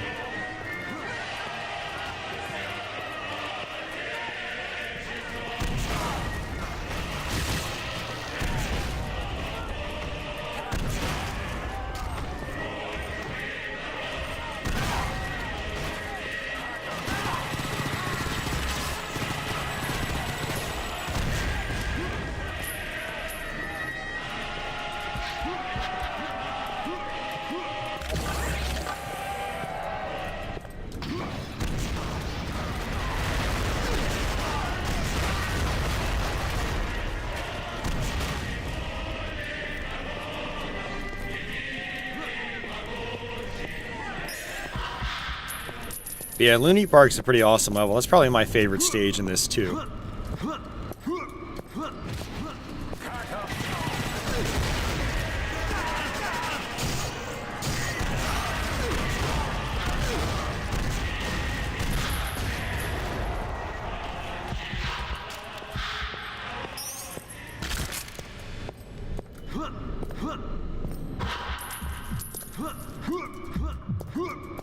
Alright, making good progress.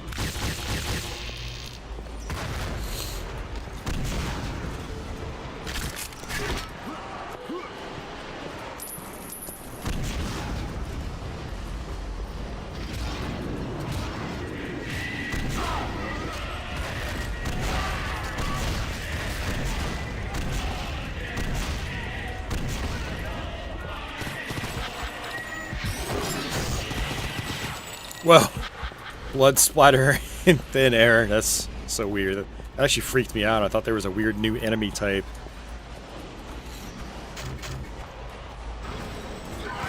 Enemies up top.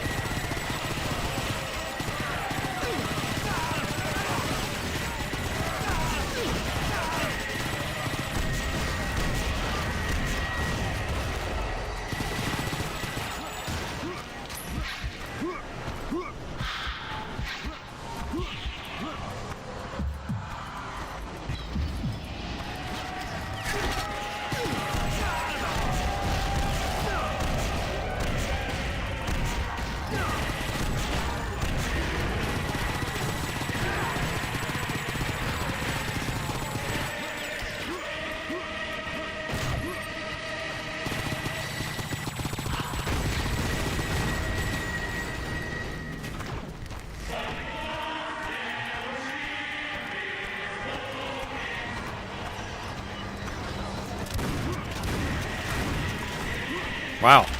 Destroyed that pretty quickly. That's surprising. Just the shotgun. I mean, the shotgun is a very powerful weapon. So in a way, it's not surprising.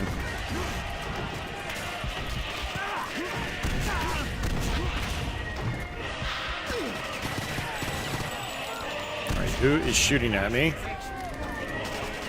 He's up top.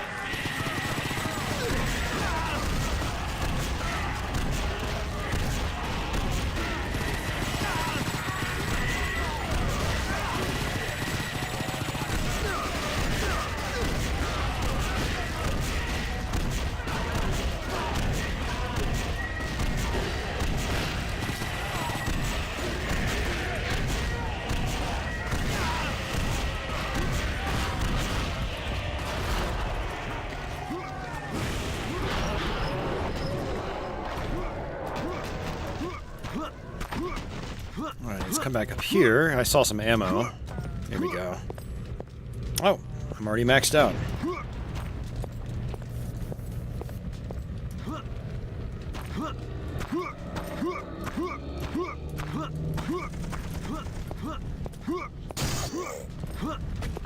I am probably not going to beat this level with over 200 health. Even though I'm at 200 right now, it's probably not going to happen.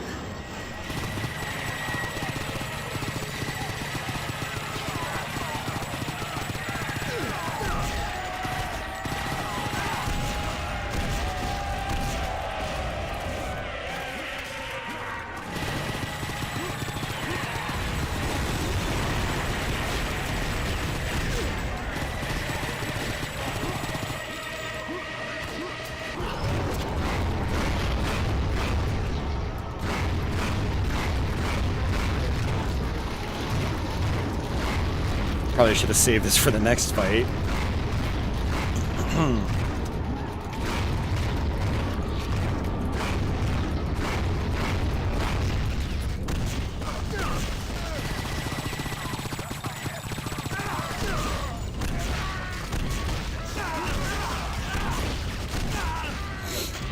Yeah, it's definitely not happening.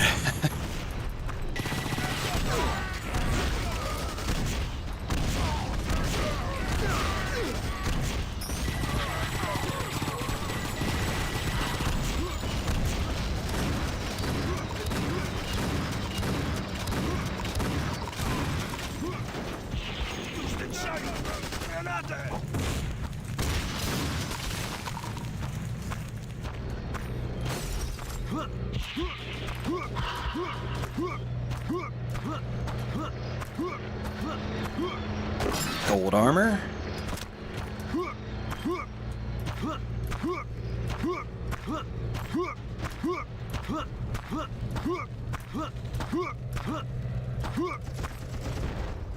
Just want to make sure I'm not missing anything.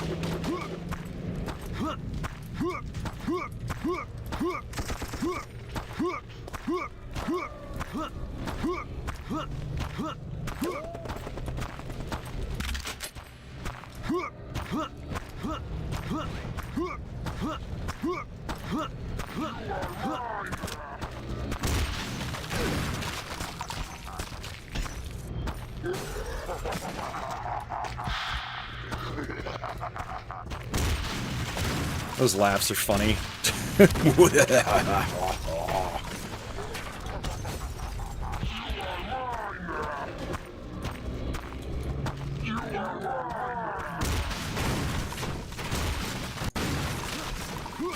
It's just kind of like canned sound effects used by other enemies earlier on in the game.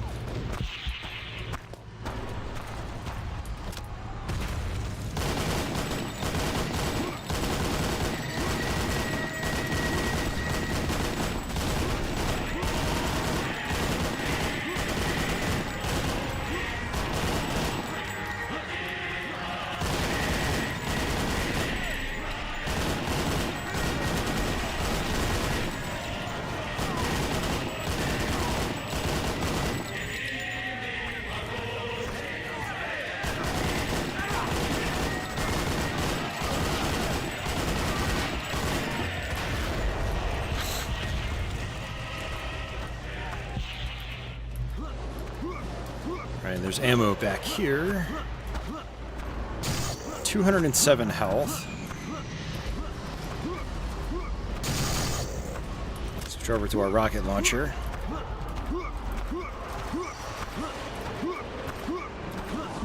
Alright, this part is quite tough.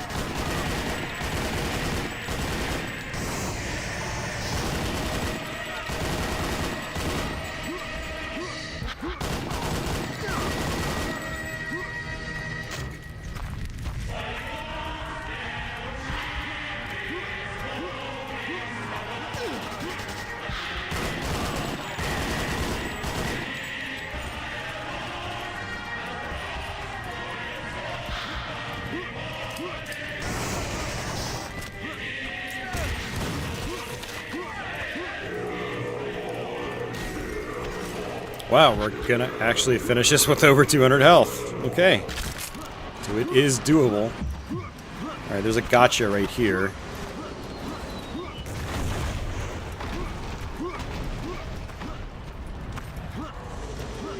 But he says, my prediction for Doom the Dark Ages, they could bring back the Mother Demon from 64. Yeah, I'm not really a fan of that boss, honestly. The Doom 64 final boss. It's like, it's kind of weird. But yeah, you're not wrong. Yeah, I totally get where you're going. 2016 had Spider Mastermind, Eternal had the Icon of Sin. Yeah. Fear. All enemies have 90% of the initial HP. Okay. I wonder if that's like a permanent card. Yep, looks like it is. All right, that's interesting. All right. All right, Colloseum. This is, you need to morph into the demon exactly 5 times. One way of doing that is, well, one way of doing that easier is to use the card that says morph into the demon form every 50 souls. But it's easy to lose count on how many times you've transformed, so I'm just going to try to grab as many souls as possible.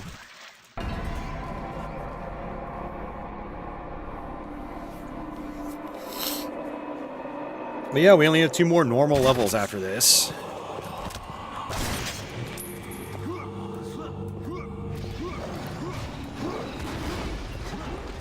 And we have dudes with shields now.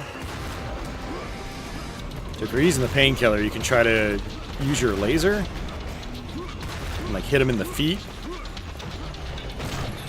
But what I'm going to do is use my rocket launcher. A lot of enemies on this level, so what you can do is just let them get all bunched up together and then just use rockets.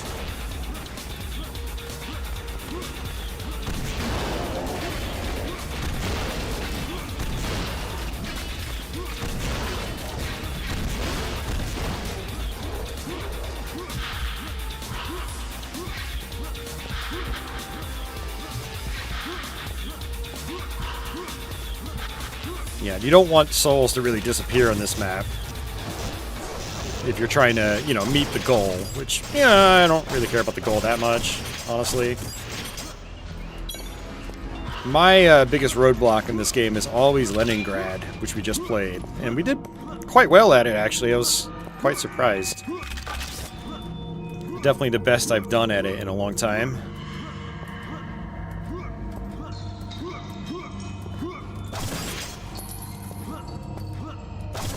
There's a lot of money on this level.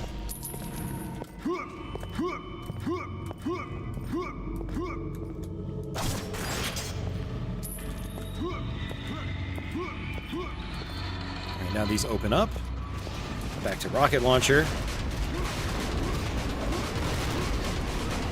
Kind of do the same thing.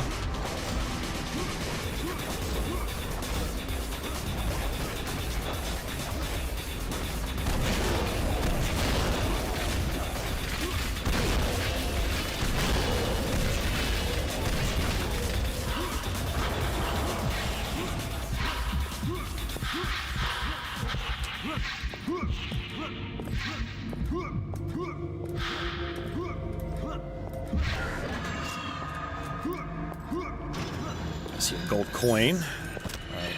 I'm almost out of rockets, so I'm going to switch back to my shotgun. There's some bolt gun ammo.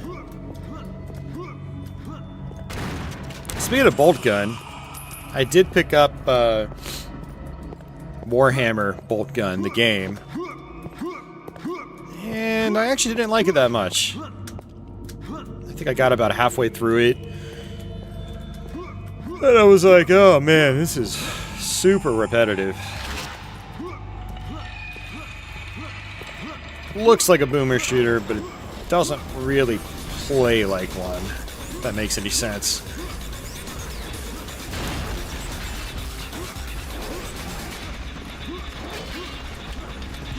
Advertised as a boomer shooter, that's for sure.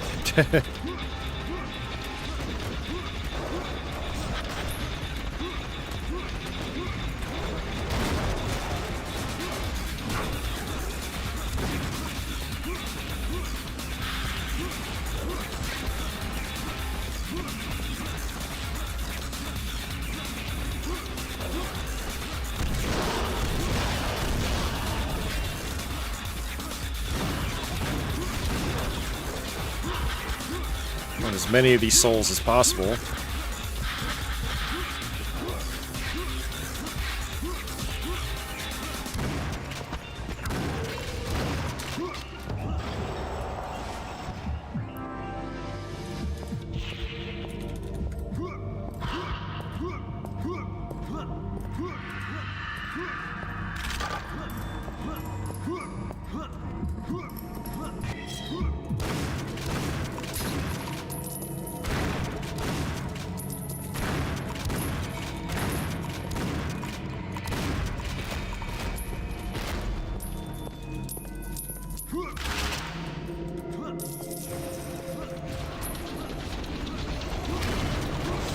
come back out here. I could do number 7. Because of these.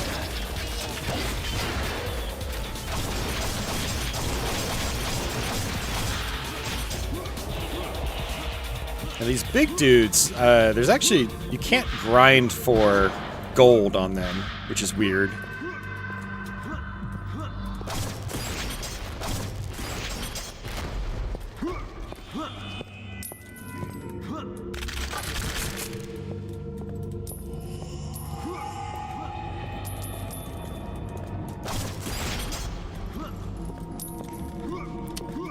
I mean, I don't really think about favorites, Freddy. You know me, man. It's just like, it's whatever. I mean, I'd probably, if I had to pick one, it would probably be the Necro Giant in the beginning. I think he's probably the coolest boss. Dealing with his tornado attack is interesting, and just the size and scale of him is gigantic.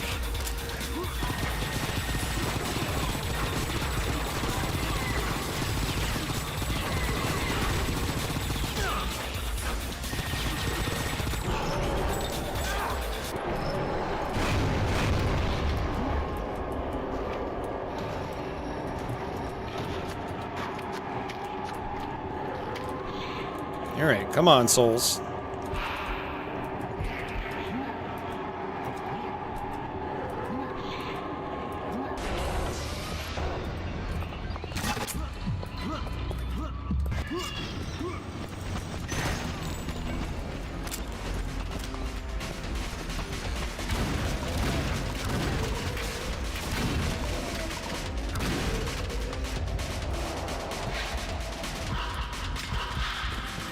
I don't know, I do like Swamp Thing. I like that some of those bosses, like Swamp Thing, it's not just, you know, shoot them over and over again.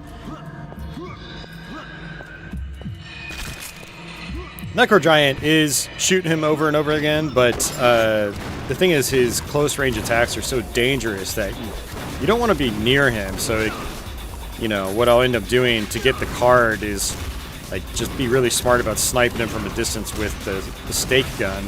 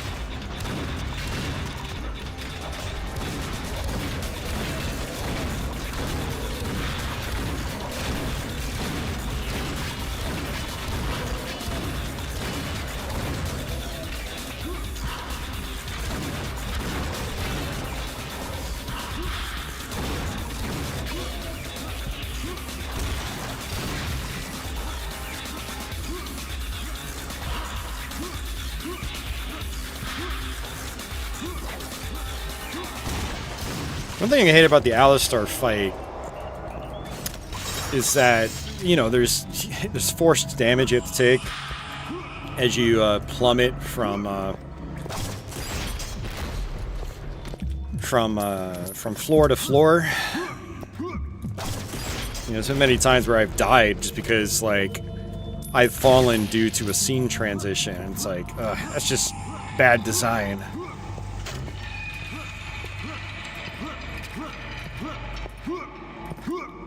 Speaking of Alistar, actually, for those that never played the demo back in the day, he was actually the boss fight in the demo.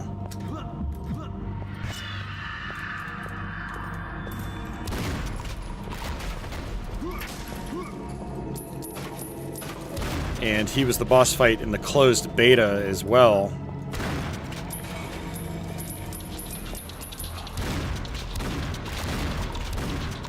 Which is actually interesting because he's so late into the game. Like, if you play on Trauma, the highest difficulty, he is the last boss.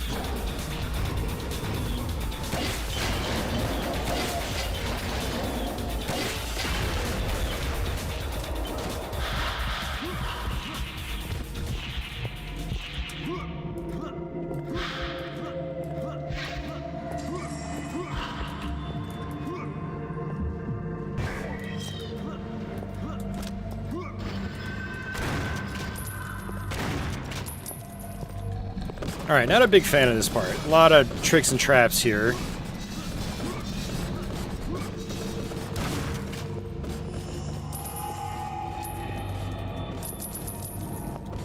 Okay, so we need to be bunny hopping over here. There's one. There's another. And there we go. We got it. Awesome.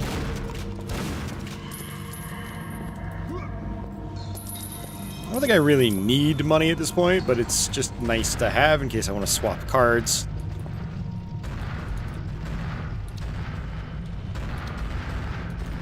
Some Doom 64 style crushing action.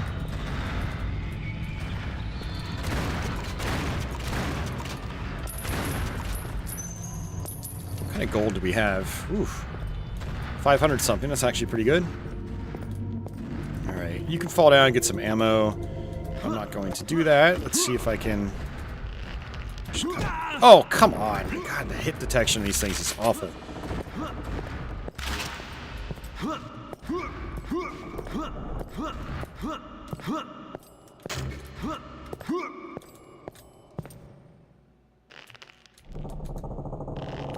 Let's try this. That's... Whoa, I didn't actually get knocked off, surprisingly. Oh, of course I missed it. I always forget that platform falls apart.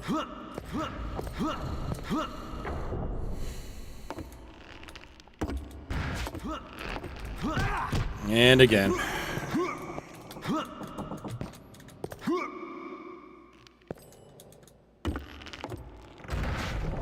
It's like, of course, now these things are like staggered in movement, which is aggravating.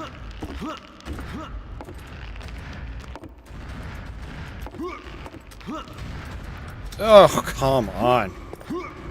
It's so frustrating.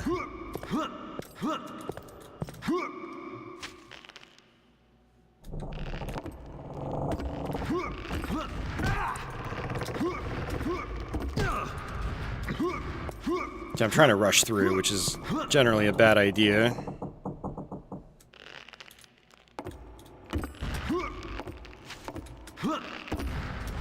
And again, like an idiot, I thought I could squeeze past that.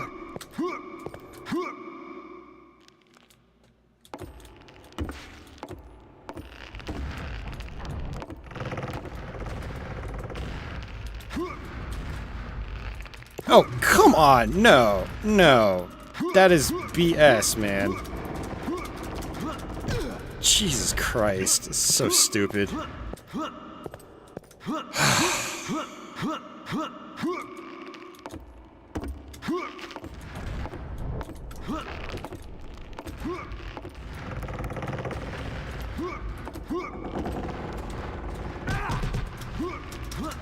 And I got stuck.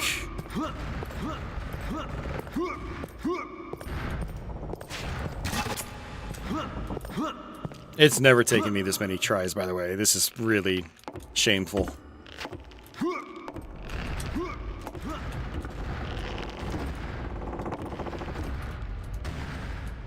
Yay! Now I have to be really careful here, because these do a lot of damage, and the collision detection is awful. Like, I'm getting hit, even though it looks like I shouldn't be getting hit. Alright, squeeze through. And this part...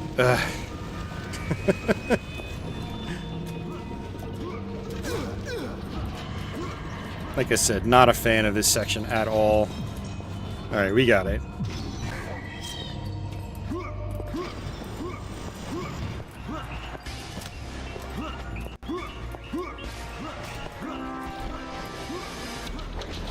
You know, it's crazy. I think I've only transformed once.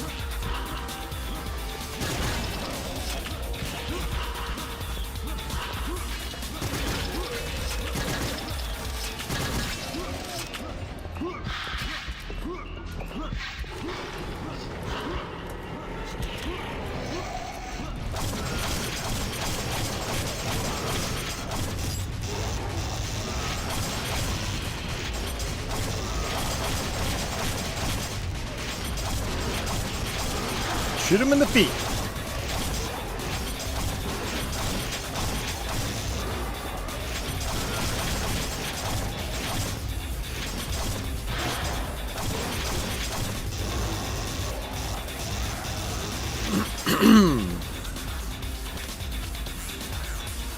Alright, so the next part has some floor tiles, and like these projectiles will shoot out at you when you walk over them. So I'm just gonna sit back here.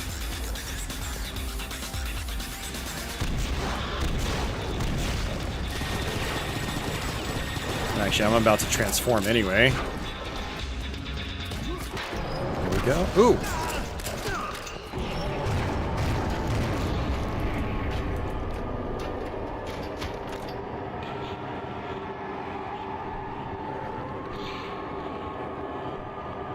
Any day now.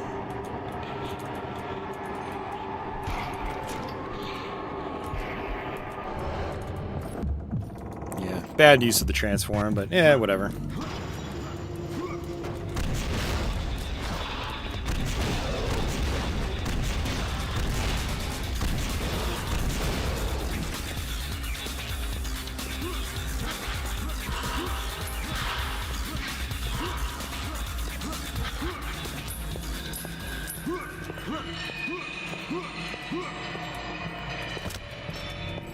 Go ahead and grab that. Destroy these.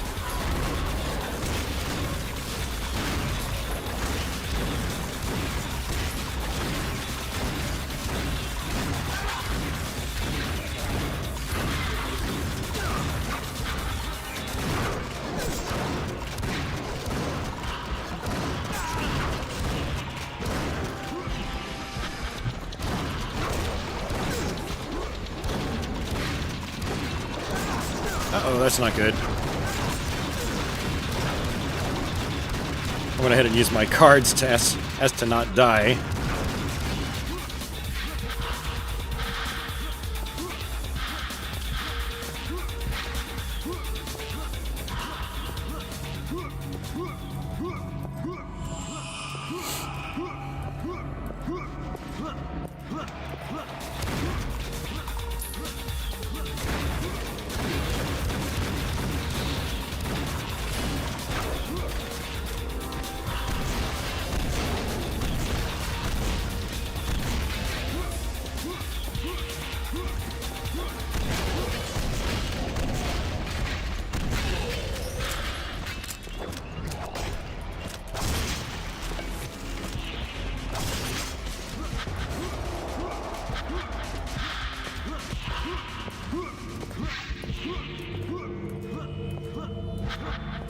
Back up to 47 souls already.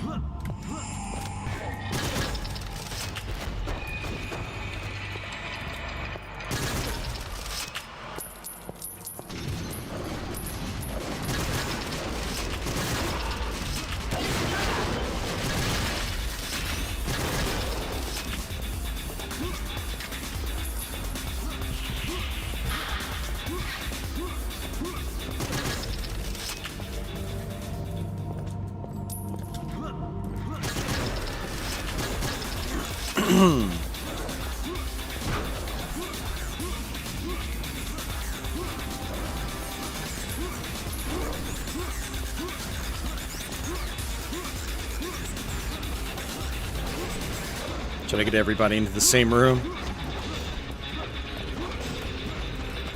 It's probably everybody. Almost.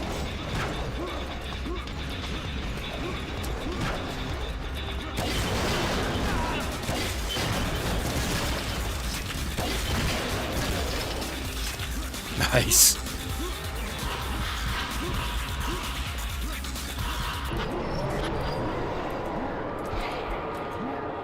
Alright, there's a switch right here. That activates this switch.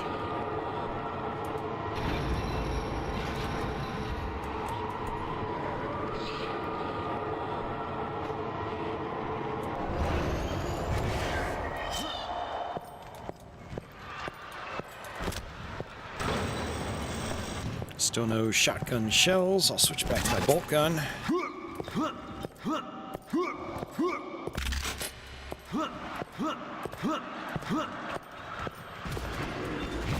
This triggers our fight.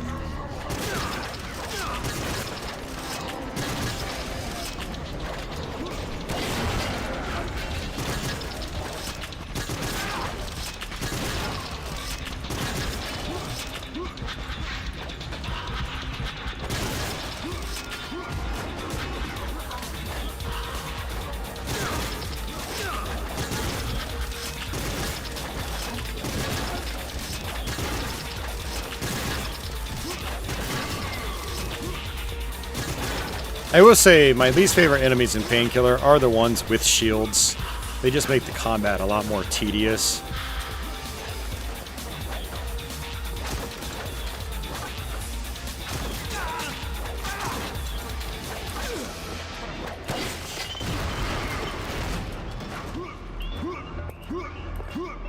That's everybody. Of course, I can't get their souls. There is an ability, one of the card abilities, to leech souls from a distance, but I don't really use that anymore. It's a good crutch if you're playing the game for the first time. But if you're experienced with the game, it's not really all that necessary. Alright, so I can actually climb up here and grab that, that super health, whatever you want to call it. It's tough. Of course, last time I did it, I got it on my first try, and now it's going to take me like 17 tries.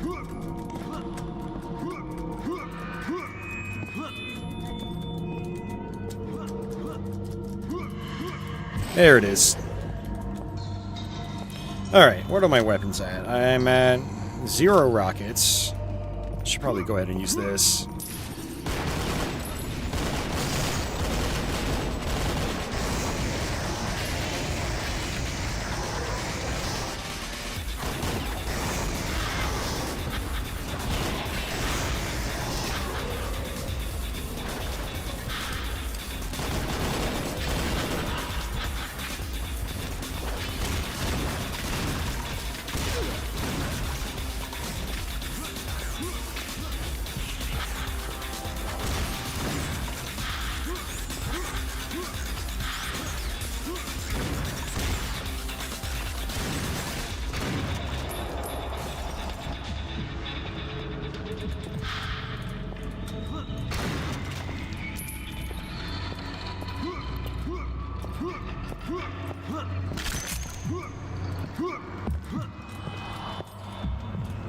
And it's possible I might be able to get up top.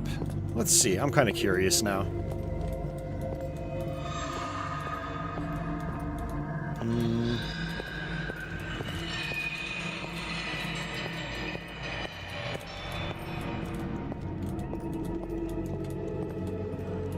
No, I'm not actually seeing any way to do it. Like, hop over the fence, land up top. Got a barrel up there. Got some breakable objects for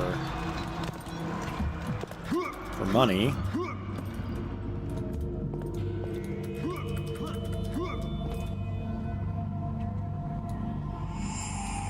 Oh, snap. Look at that. I didn't even realize there were goodies up top. Told you secrets in this game are pretty well hidden.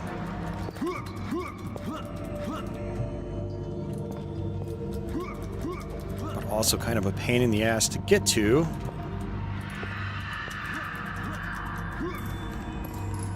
It's like I keep slipping off of this. I'm just too fast.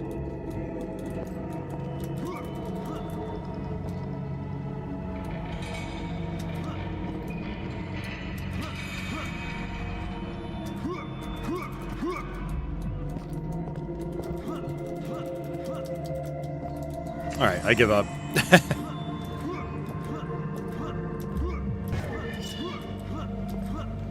Alright, now, after we got that key, it opens this up, which gives us some items we saw earlier.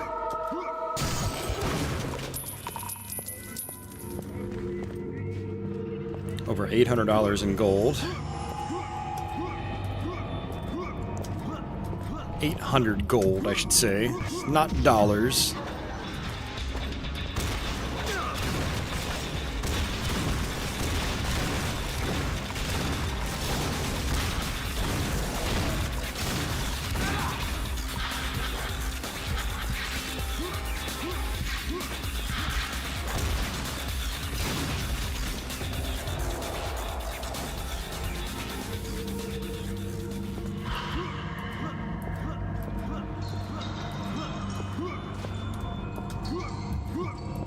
Alright, so we looped around, now we go this way. We're actually getting close to the end. And there's a secret up here. At least the game counts it as a secret. It's not really hard to find. Secret area discovered. 0 effort required.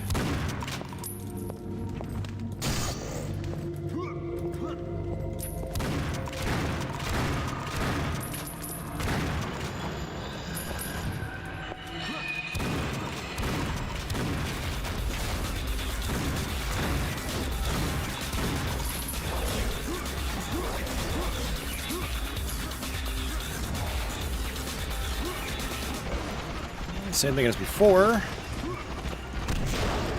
Center them up.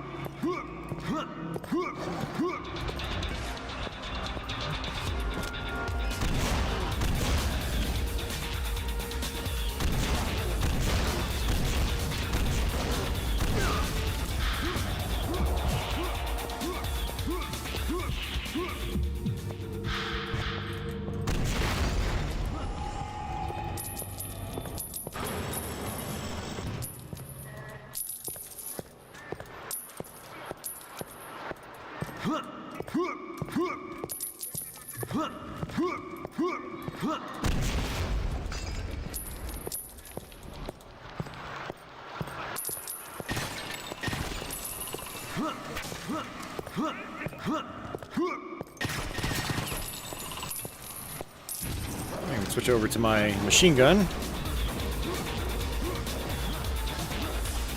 See if we can use our flamethrower.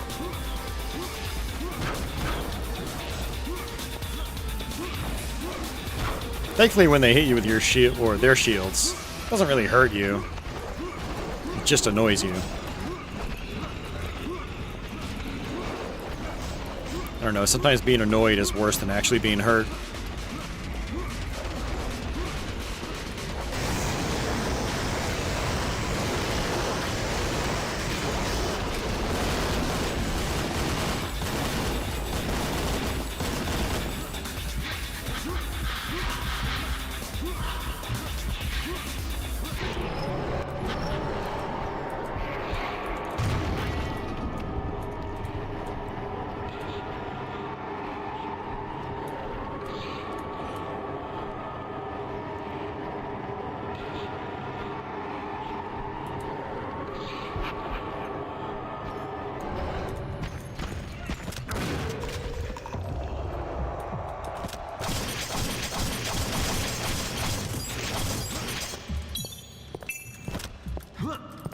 These gates are blocked. But, look at this. Oh, messed that up. There is a secret up top.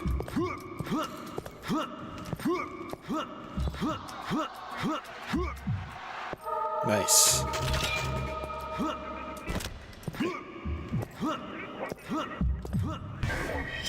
Alright, last stretch. Probably the coolest looking area in the whole level. There's this like big vortex up top. And back in the day when you would play this on like a 4x3 CRT, it would look pretty badass.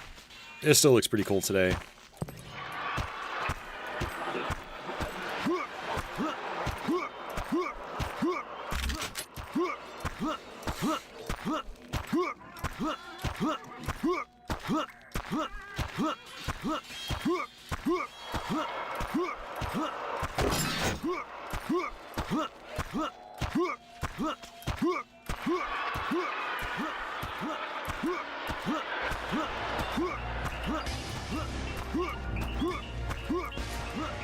Guys just swarm in from all sides. This actually really isn't a bad fight at all. It's the arena is so large that even though there's a lot of enemies, it still feels kind of barren in a way, if that makes any sense.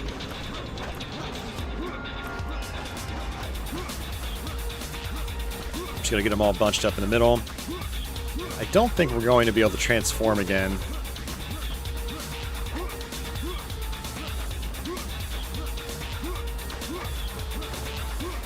Since there's 71 enemies left, but I don't know if that's all in this arena, or if maybe there was a secret I left behind that might spawn enemies in another part of the level.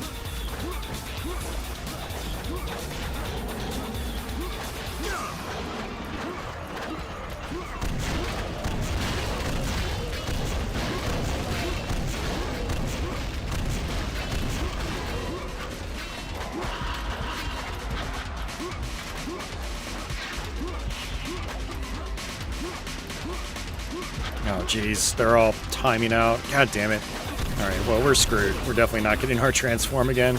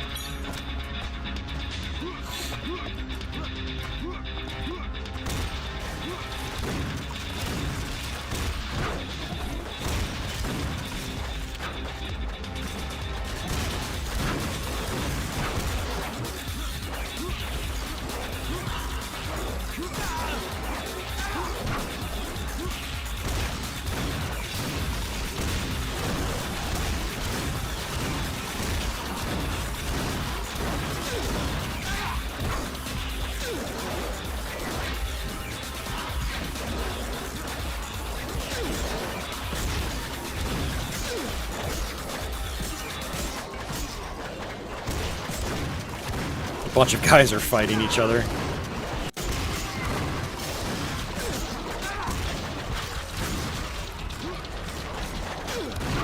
Oh, right on, Vince. Thanks for letting me know you're still out there. Always appreciate that.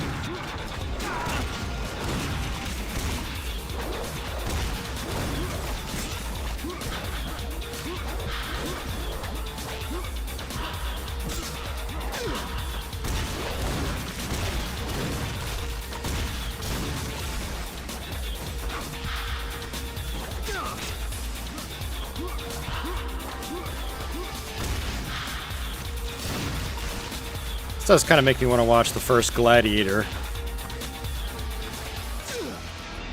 Haven't seen that since it was relatively new.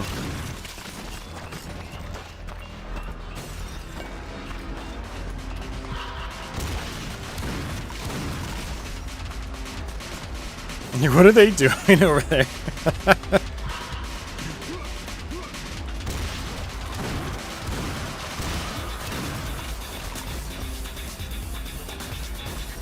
Yeah, I've definitely missed too many souls in this map, so there's no way I'm going to get my next demon morph.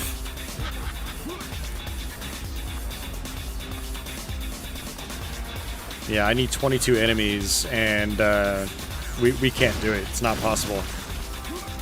We don't have 22 enemies left. Oh, that sucks. I thought I did a pretty good job of grabbing most souls.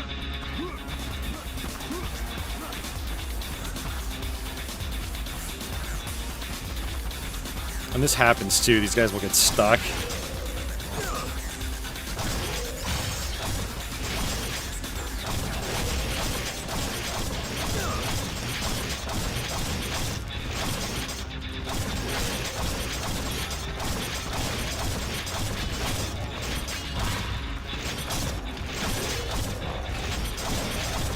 So I was mentioning gimmicks, because there's a lot of them in this expansion pack. One of them on this level is getting rid of the flames on the crosses.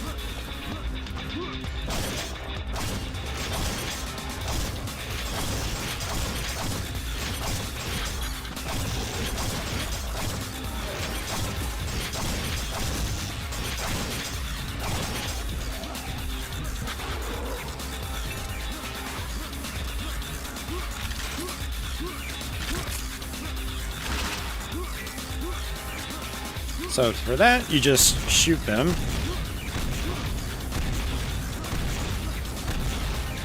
And then once you do this, you can attack the enemy that's chasing us.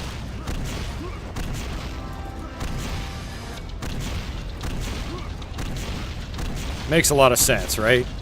Not really.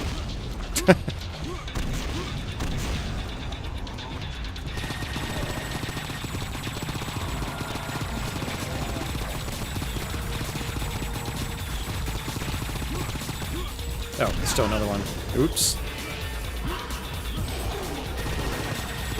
There we go.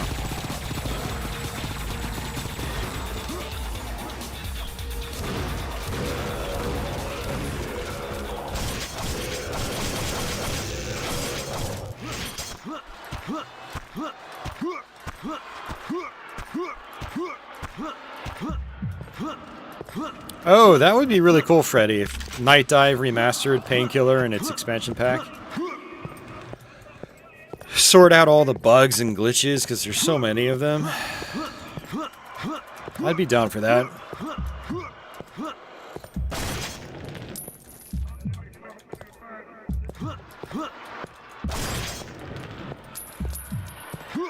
You would have eventually figured it out, Vance.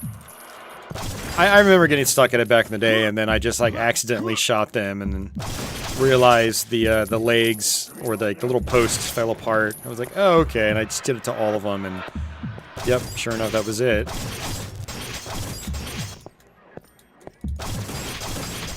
But yeah, there's a bunch of stuff in this game that it's gonna take you a little while to figure out.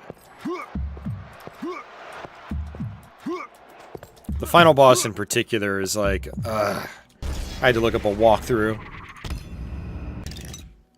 Yep, so I failed that, and that's okay. This one is kill all enemies. We're not going to worry about that. I've got 1,700 bucks. Cars last... Demon Morph mode.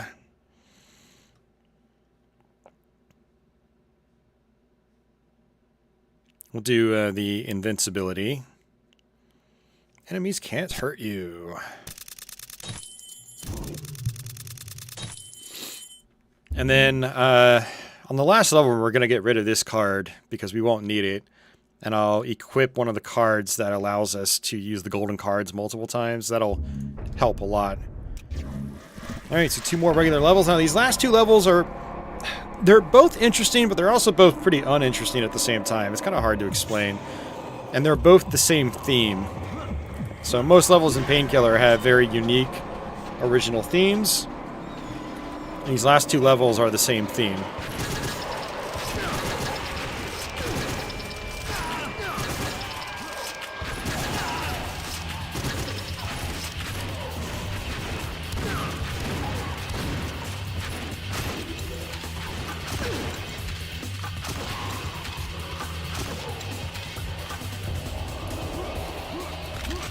So I'm at 50 health, but after 10 seconds, it's going to start counting back up to 75. Such a good tarot card.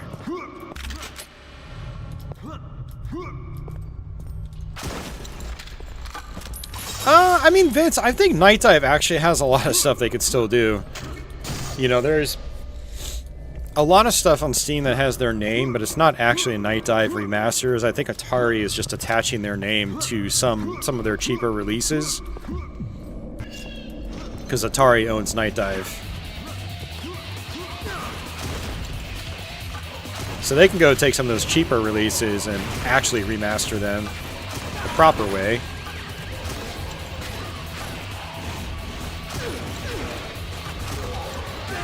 Oh, shoot.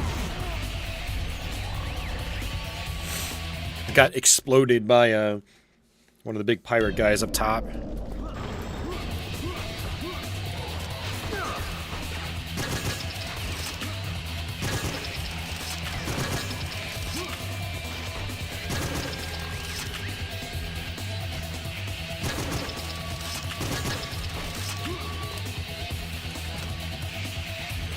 Oh yeah, Quake 3 Arena would be a good one to remaster for sure.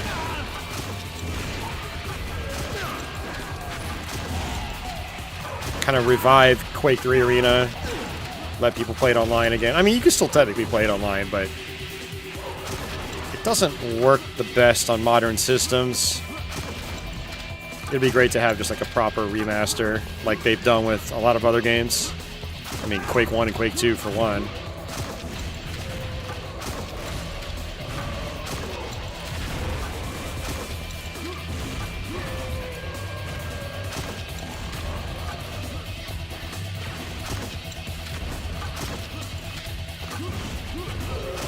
Imagine them doing that and figuring out how to introduce new enemy types and make an actual single-player campaign with it, since Quake 3 never really had a proper single-player campaign. Yeah, Quake Live is still around, Vince, but I don't think many people actually play it. Last time I tried firing it up, I don't even remember if it loaded for me. I think we struggled to even get it to, like, work. That game is pretty old by this point, too. Alright, let's go down this way, and there's a couple goodies down here.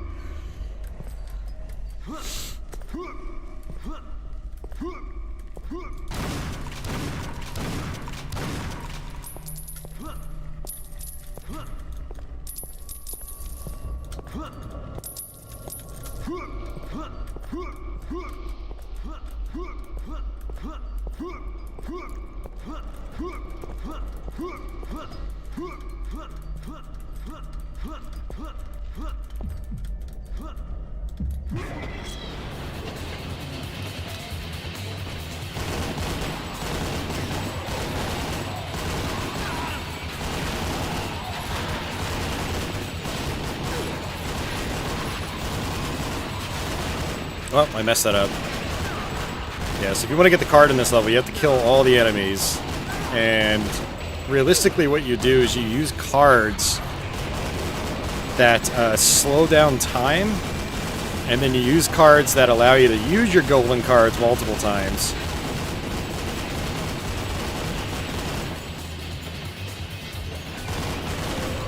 So again, a lot of these objectives are best done after you've already gotten a bunch of different cards.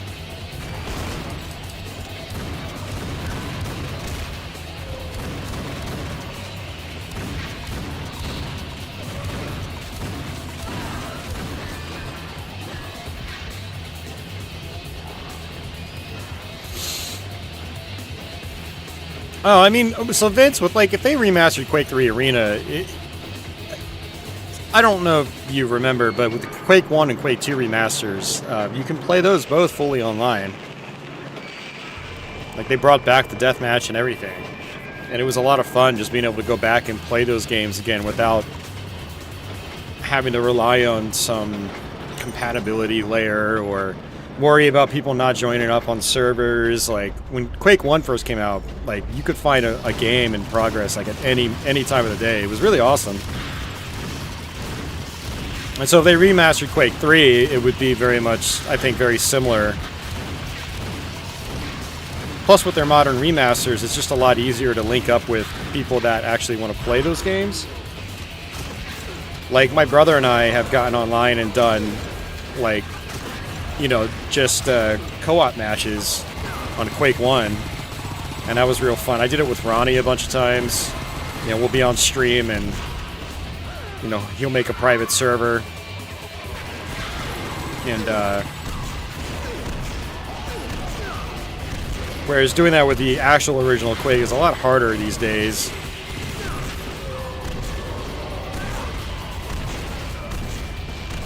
You know, so if they did that with Quake 3, that would be pretty sweet.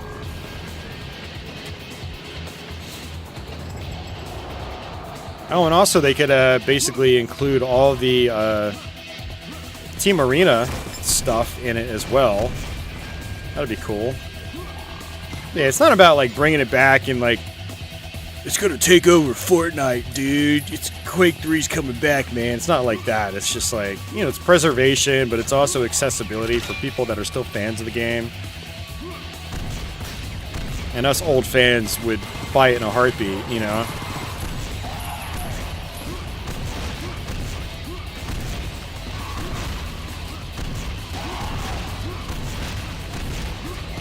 But knowing that Night Dive has gone all out with a bunch of their games and created new campaigns even, it would be interesting if like they actually made a single-player Quake 3 arena campaign. That would be reason to rejoice, I feel.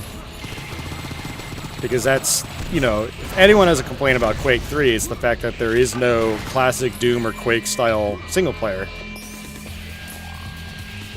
Which was kind of a missed opportunity because the engine was really good and everything looked amazing, and having a single-player campaign focused around that combat system could have been really awesome, potentially.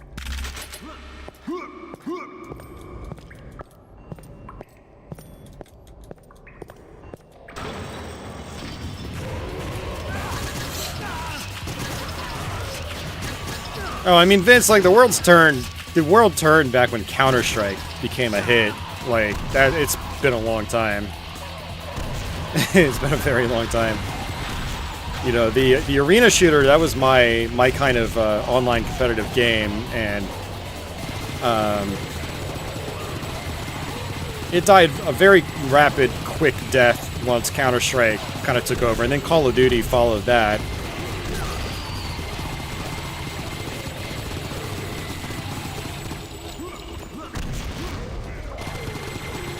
And now we have like the Battle Royale style games and other free-to-play titles that, you know, have grabbed a much younger, wider audience. You know, it is what it is. But there's still a market for us old geezers that'll rebuy the same game, you know, 25 times over the course of our lives.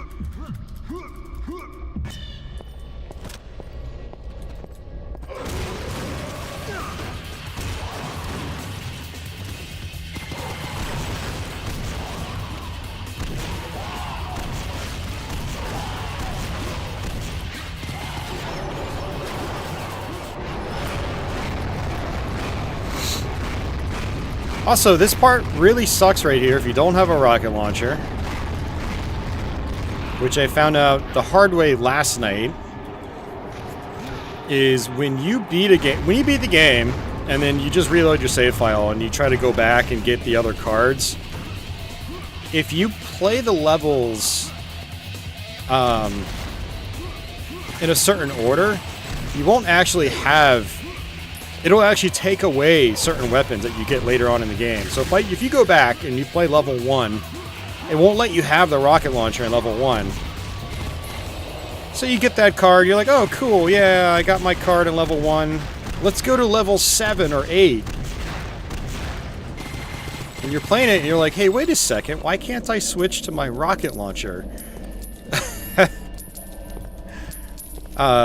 It takes it away from you on the previous level, and it doesn't remember to give it back to you when you play a later level, even though the later levels are unlocked by that point.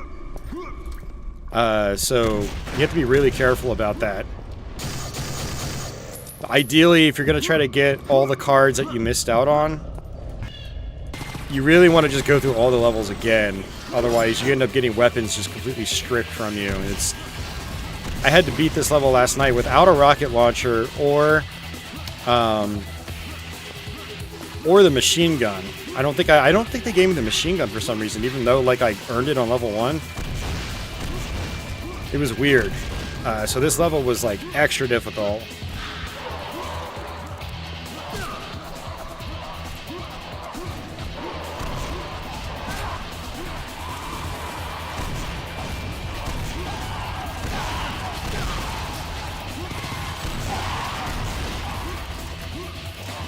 Also, these, like, pirate guys are super fast.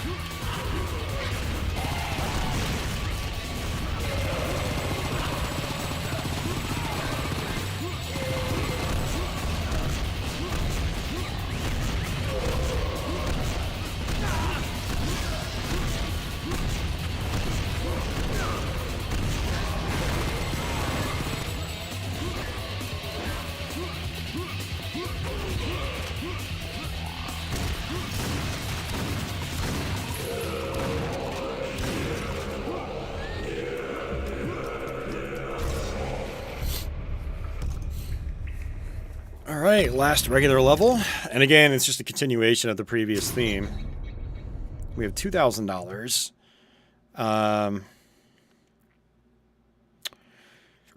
Yeah, I'm going to go ahead and keep this card equipped, because that boost back to 75 health actually helped us a lot throughout that level. You can see why that card was so important to me. So important to get that card and have the money to place it. Freddy says, I'm never going to get over the fact that Fortnite is the reason Unreal Tournament isn't around today. He hates Epic Games. Pretty much killed that series. We didn't get UT4 completely finished. Yeah. And what really annoys me about that, Freddy, is that they won't even let you play the Unreal Tournament 2014 alpha anymore. Even if you have it in your Epic Games library, and even if you have it installed, they won't even let you launch it. It's total garbage, man. It's like, come on, you can't even toss the community a bone at all. It's very frustrating. Yeah, a few years back I was playing that online. There was a small little community. You could always find people playing it, which was cool. And then one day Epic is like, you know what? We're just gonna pretend like the series that put us on the map means nothing to us anymore. They delisted all the Unreal Tournament games from Steam, and I don't even know if you can still buy them on GOG. But they're not even on the Epic Games Store. It's like, it's not even worth anything to them anymore. It's awful.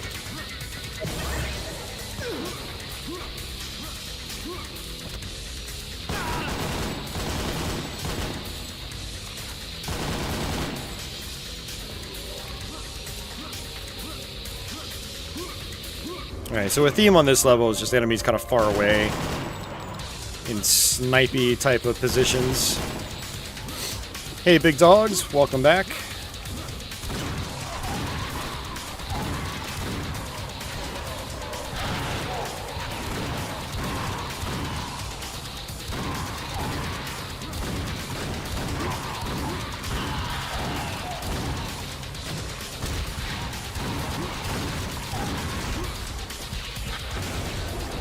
Speaking of Epic Games, this is actually kind of interesting for some of you that didn't know, but the people that made this game, People Can Fly,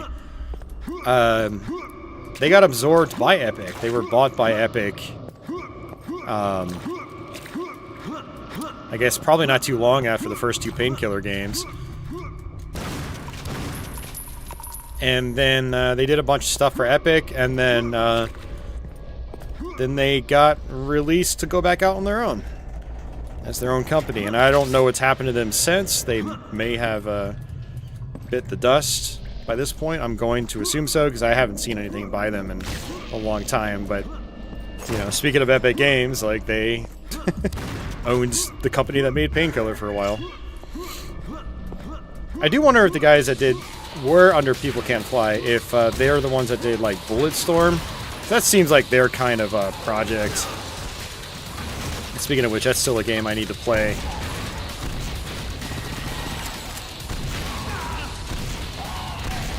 think I installed it, even. And then I think they did Gears of War Judgment for Microsoft.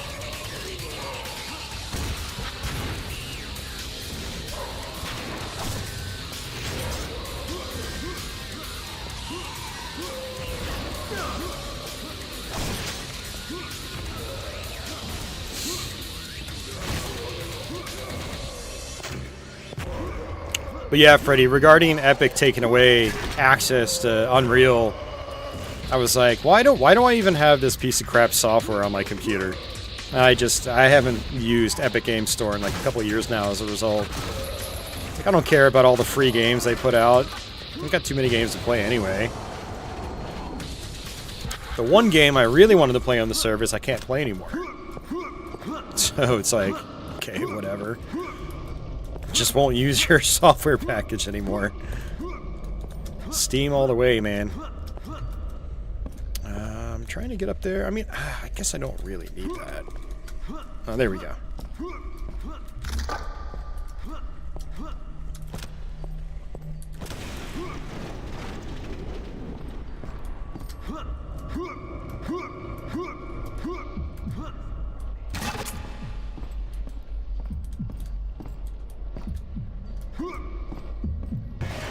Alright, go up this ladder.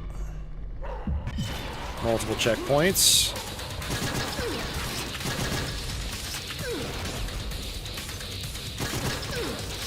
Like I said, a lot of sniper sections. Guess that's it.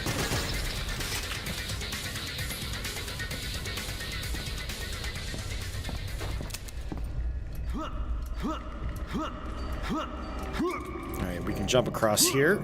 Ooh, that was scary. It's a very scary jump.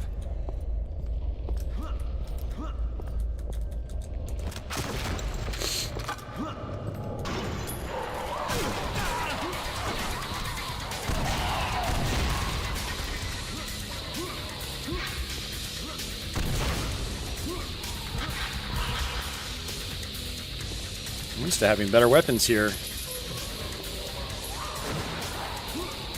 Like, more shotgun ammo.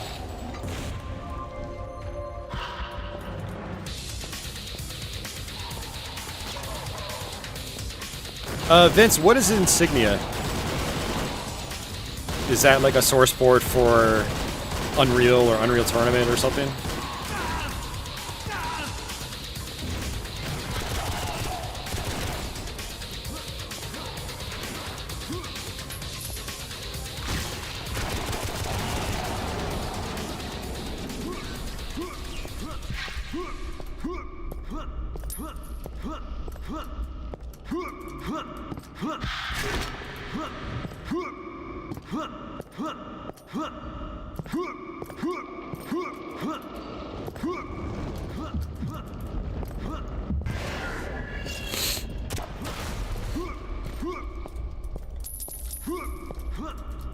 I hate this time of year. It's sniffle time. I did take some medication before I started the stream, and the first couple hours were good with regards to sniffling, but now it's like the allergies are starting to act up.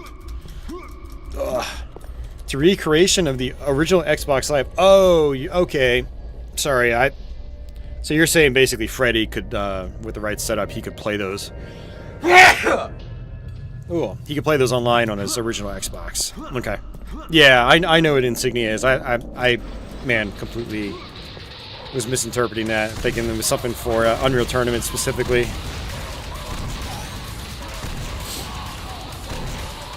Yeah, Unreal Championship definitely should be supported on Insignia. I don't see why it wouldn't be. Same with Unreal Championship 2. Although I never really got on with Unreal Championship 2. That game just felt weird. It was definitely clearly a spin-off by Midway. It doesn't really feel like an Unreal Tournament game.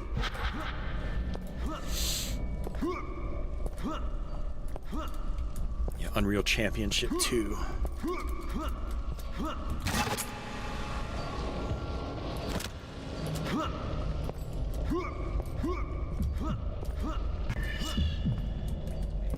Oops.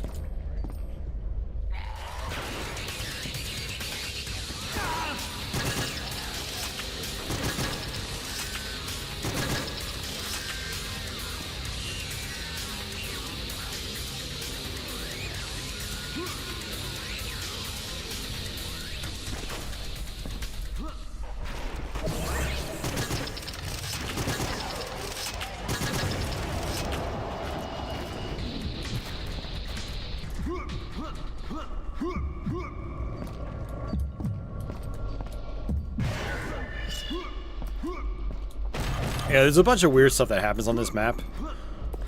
Like, your level exit appears, but it's actually just a warp to another part of the map. And that sort of thing happens multiple times. So it's a little misleading. Wow, still no shotgun shells. What the hell, dude? That's crazy. Did I just miss, like, the boxes of shells by accident?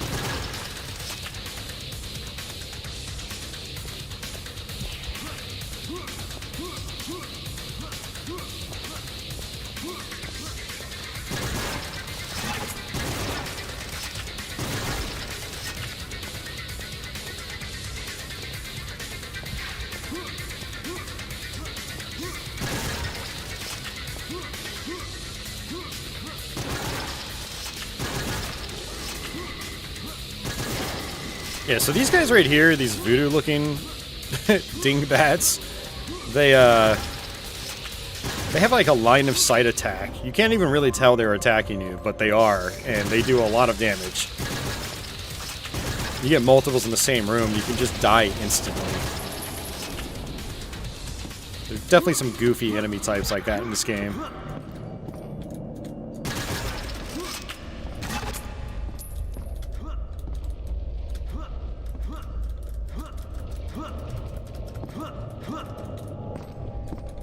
I actually never figured out how to get that chest, but I'm wondering if I can like kind of jump over here and then jump on a wall, and I just figured it out. Oh man, that's pretty cool.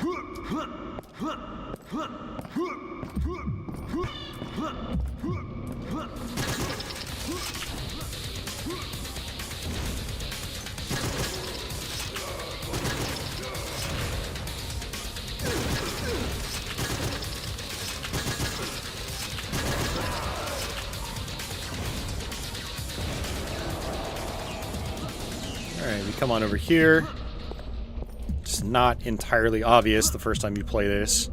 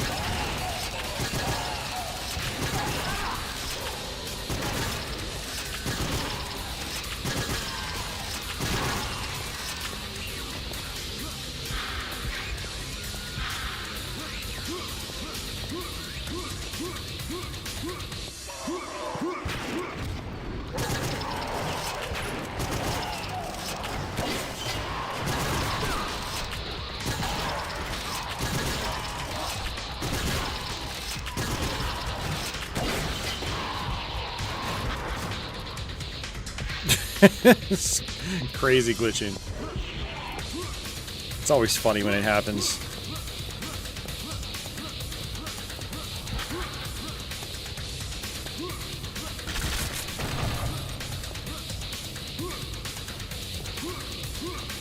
Oh, look at that.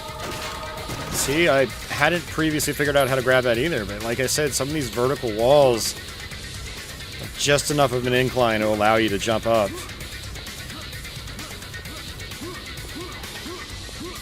It's so unintuitive, because you look at it, you're like, there's no way I can get up there. But no, you can.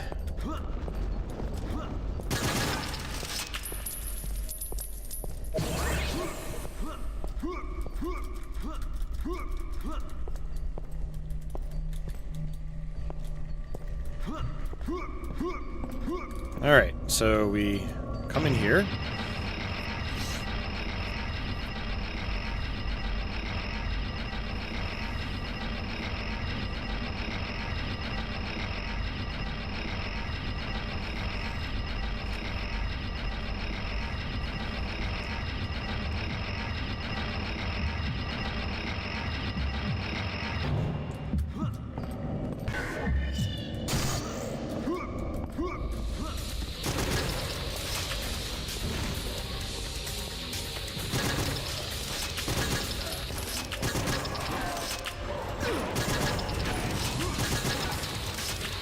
Yeah, this last level is also a little on the long side.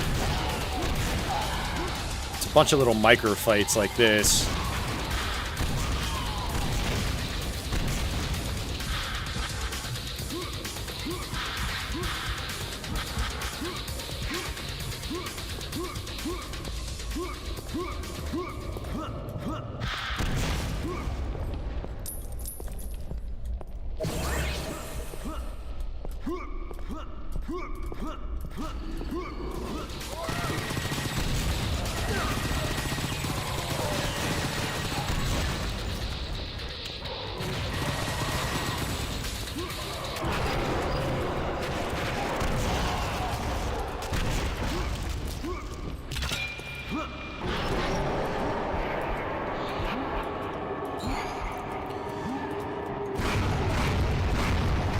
This little part right here can be a little tricky. You've got so many snipers.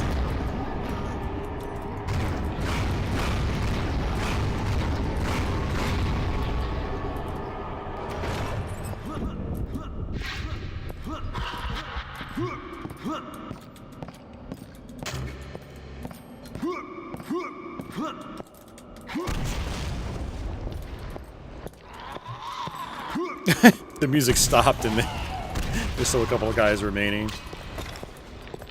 Whenever the music stops, you think like, oh, okay, I'm done.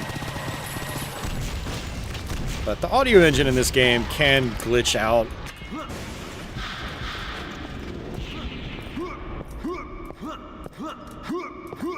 I've had it to where like the loading screen audio will just constantly play in game and it's not supposed to. Alright, so this part is a little weird too. You can actually get hung up on that rope. So kind of what I want to do is maybe bunny hop over like that. Whew.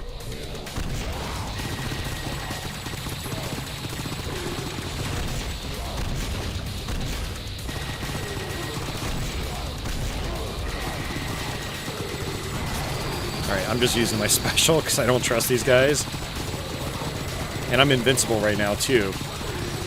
Because that's one of the cards I have equipped.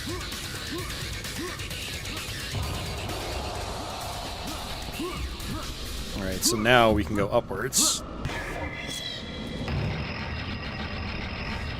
And this second to last part that we're at is a lot of enemies in the distance. So I'm going to actually use my machine gun. And when you get up top here, I found out yesterday there's actually a ladder. You can go all the way up top. And there's some armor right there. But I'm going to save that for later, because I don't really need it right now. I don't think it's... No, it's just silver armor, so it's not going to do me any good.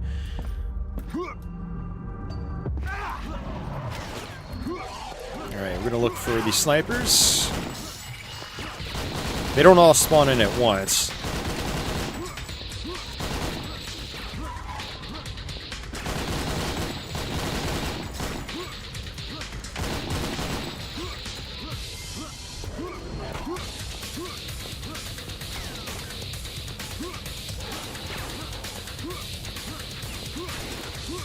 There's one up there.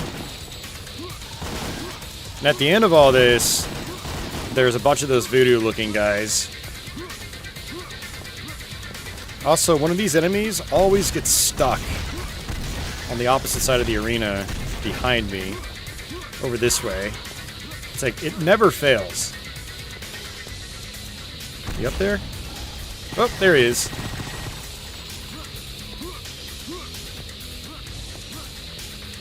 Yep, another sniper guy up there.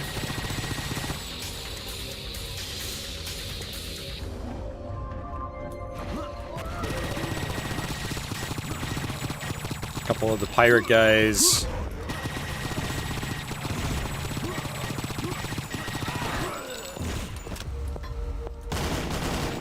And then again, like I said, the voodoo guys will appear.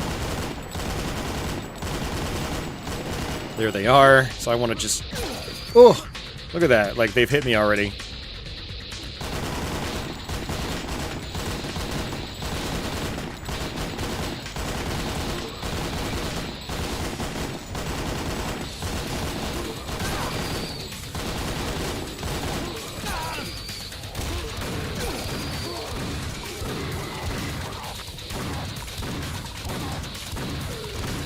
Again, it's like they just look at me and hurt me.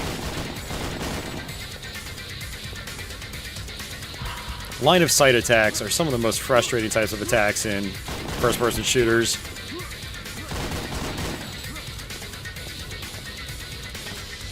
Alright, I will use this.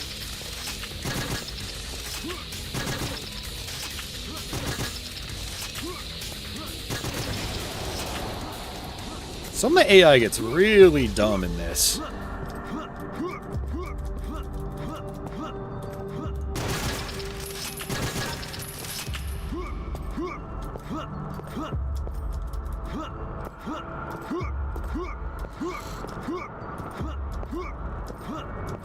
So we can actually come up here. I don't remember how to do it exactly.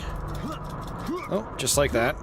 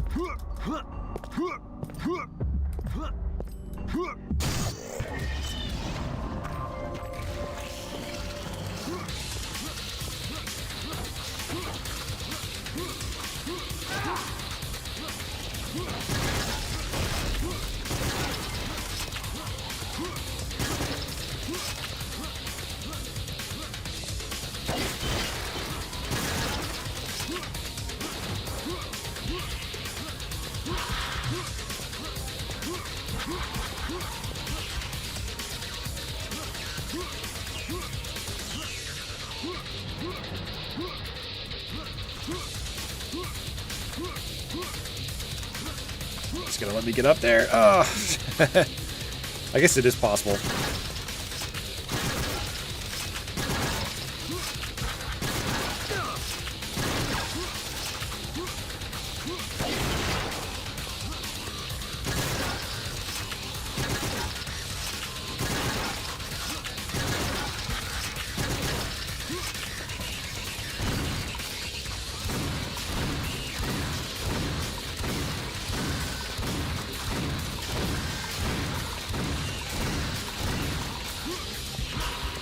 Alright, let me figure out what types of ammo are around here. Got shotgun shells up there, which is not really what I need. Nothing here. Uh-oh.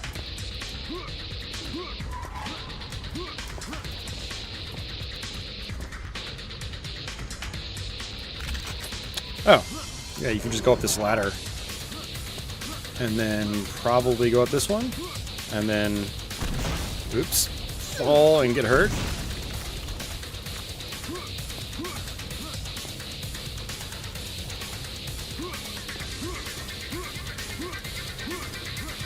Shoot, man, come on.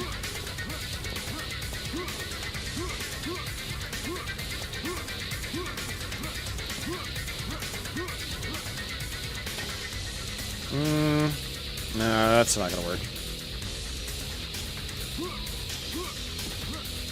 Whee! Nope.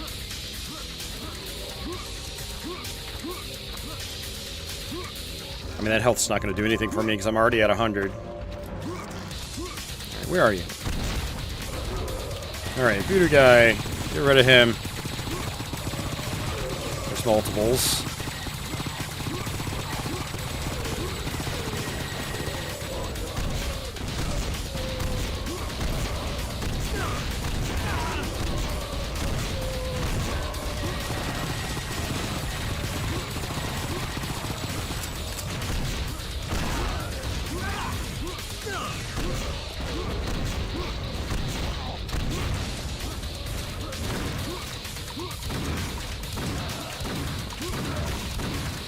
Now those big pirate cannon guys, earlier on in the game you can actually freeze them, but you can't freeze them on this level.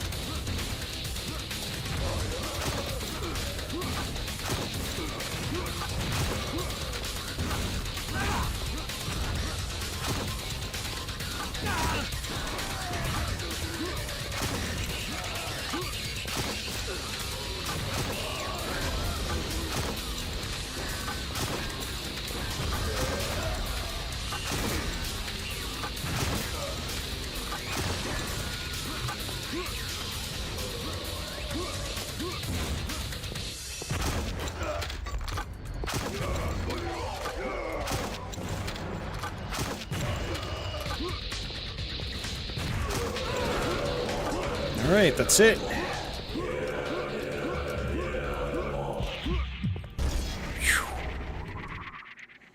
How many secrets did we find? We only found 2 out of 10. Like, oof. That's a lot of secrets. Alright, last boss.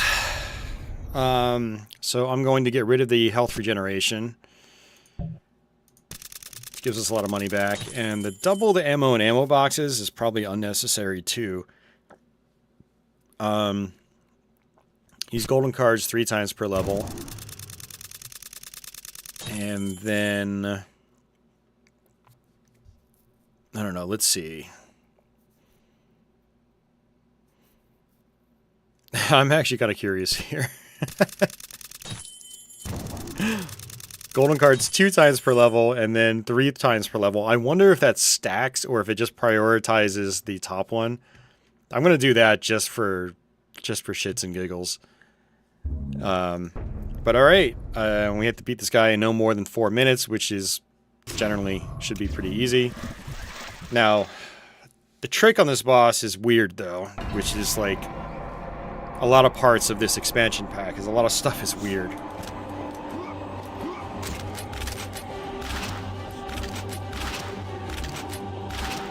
And a lot of these, this equipment we're not even going to use. We're going to use our flamethrower.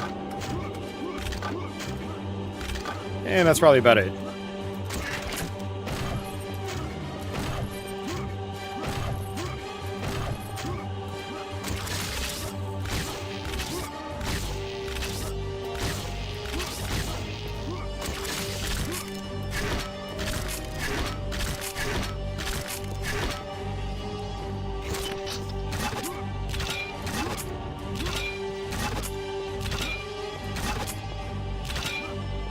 Alright, so the final boss is Alistar, the one that, you know, he's the final boss in the first game if you play on Trauma.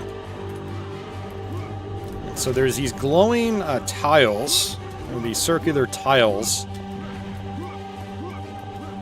and you have to get hurt on them. So I guess the devs thought, like, you would get hit by the boss while you're on top of those tiles. And when that happens, these golems appear. And when the golems attack the boss, he basically gets huddled down. And that's when he becomes weak. Otherwise, you can't do any damage to him, period. Oh, jeez. He's also got this crazy area of effect attack that can, like, kill you just about instantly. So one tactic is to just hurt yourself on these tiles. Just like that. And then a golem will appear. There's one.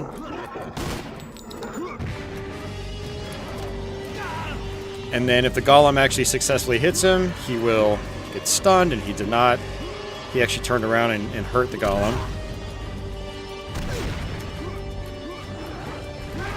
And that's actually kind of bad. I lost my armor because I used my rocket launcher like an idiot.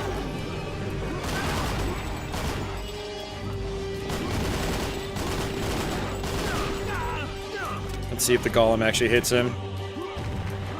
Hit him.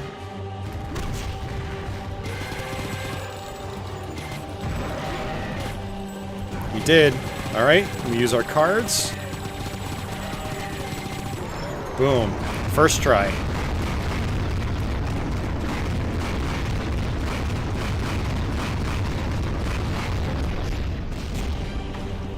Two and a half minutes. Not too shabby.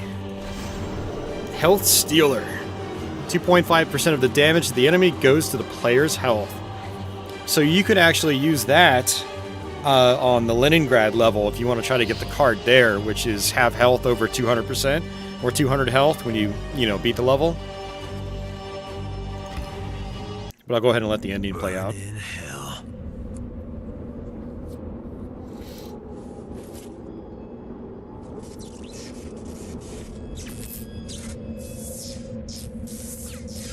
Hello, Daniel. Huh? Eve, how'd you get here? I've been following you from the beginning, Daniel. I must admit, I've been here for what seems like all of eternity. And I've never seen anyone as tenacious as you. Let's just say I was motivated. Yes, Daniel. You are a man of conviction, driven by your conscience and emotions. But your emotions for others, not yourself.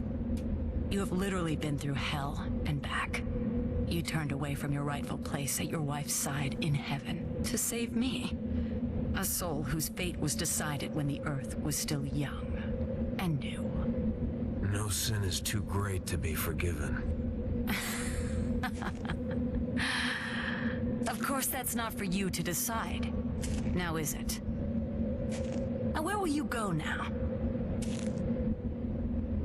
What will you do, now that you've finished Samael's work? I've done what I was asked. My destiny is to be at Catherine's side. That's where I belong, as soon as we get out of here. Yes, Daniel. It's time for you to go. But not me. You have your destiny. And I have mine. Eve! No!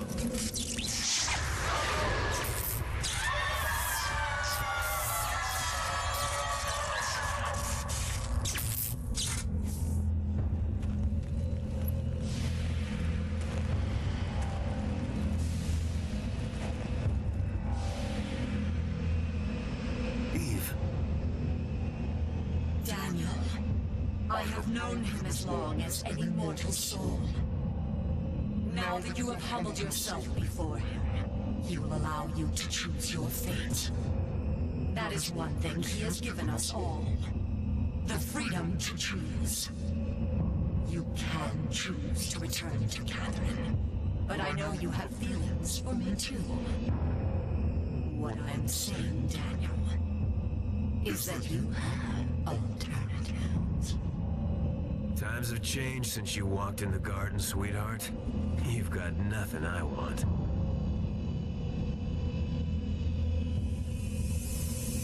So, you've made your choice then. I suppose there's nothing left to say except... thank you. Wrong again, Eve. I think we have plenty to talk about.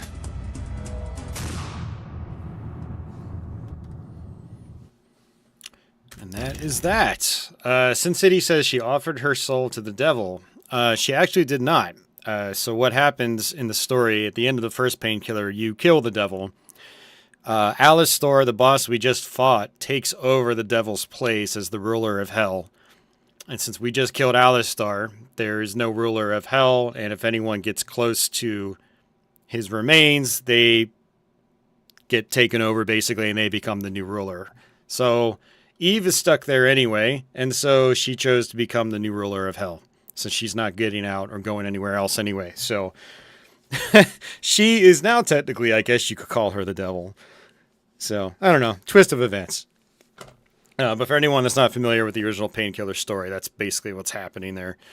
But yeah, you technically kill the devil in the first game. Now, in the first game, there is an alternate ending, which is an excuse to play on the highest difficulty level. And if you do that, you do actually go into heaven and get reunited with your wife. So there's different endings in the first one. Again, this expansion pack, I don't think there's an alternate ending for beating it on the highest difficulty. I'm pretty sure I did that back in the day, but I don't think there was anything special for doing that. It was just a challenge. So, but yeah, that's basically it, guys. I mean, if I wanted to, I can go back and try to replay some of the levels and get the cards, but I've already done that so many times over the last week, practicing for this. One thing I did actually want to test, though, is see if I can use my cards 5 times. I want to see if it stacks. You know what I might do is actually do that real quick. I just want to see if it stacks. So we went ahead and just used it once. We're invincible, too. And I'm much more powerful.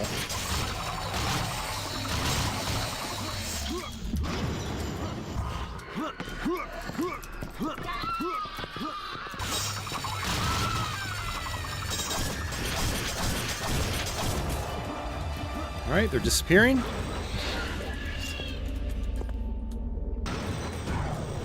Use it again. It would be hilarious if those black cards stack.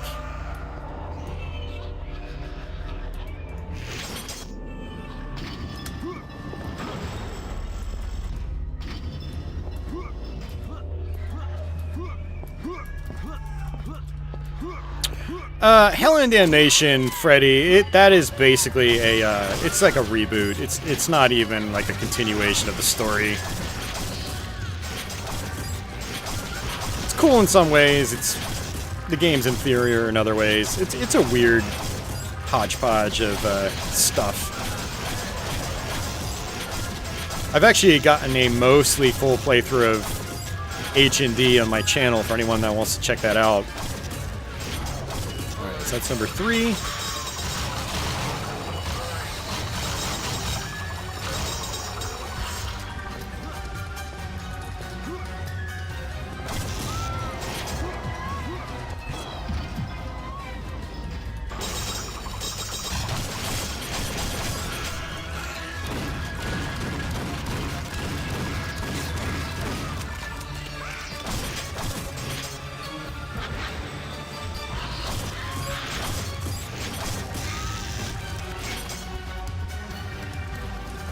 Oh, this is going to be tough. I don't have any ammo.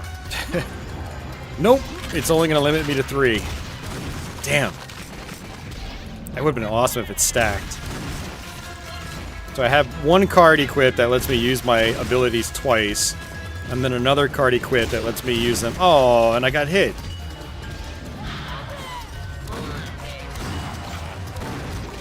So I failed the never get hurt goal, too. Yeah, the easiest way to do the never getting hurt thing is to have multiple uses on your cards and just use invincibility when you're at parts that are the most difficult to you. So, oh well.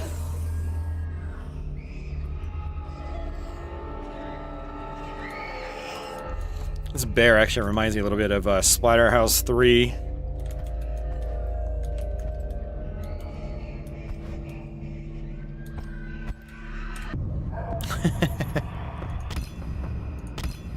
Yeah, we tried. So that is, I think, going to do it for me. But yeah, that's basically it, guys. That is Battle Out of Hell, the official expansion pack to the first Painkiller. Now, there have been other pseudo expansions like standalone packs, like Painkiller Overdose.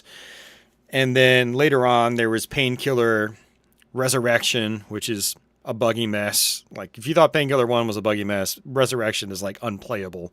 It's pretty bad. Then there's Recurring Evil, and then I think Redemption, or something like that. I don't know which order those all come in. And then there was the Painkiller Hell and Damnation remake. And that remake is, like, I think 10 years old by this point, maybe older. But only the first 2 were actually done by the original studio. Overdose is probably the best outside of the official ones by the original studio.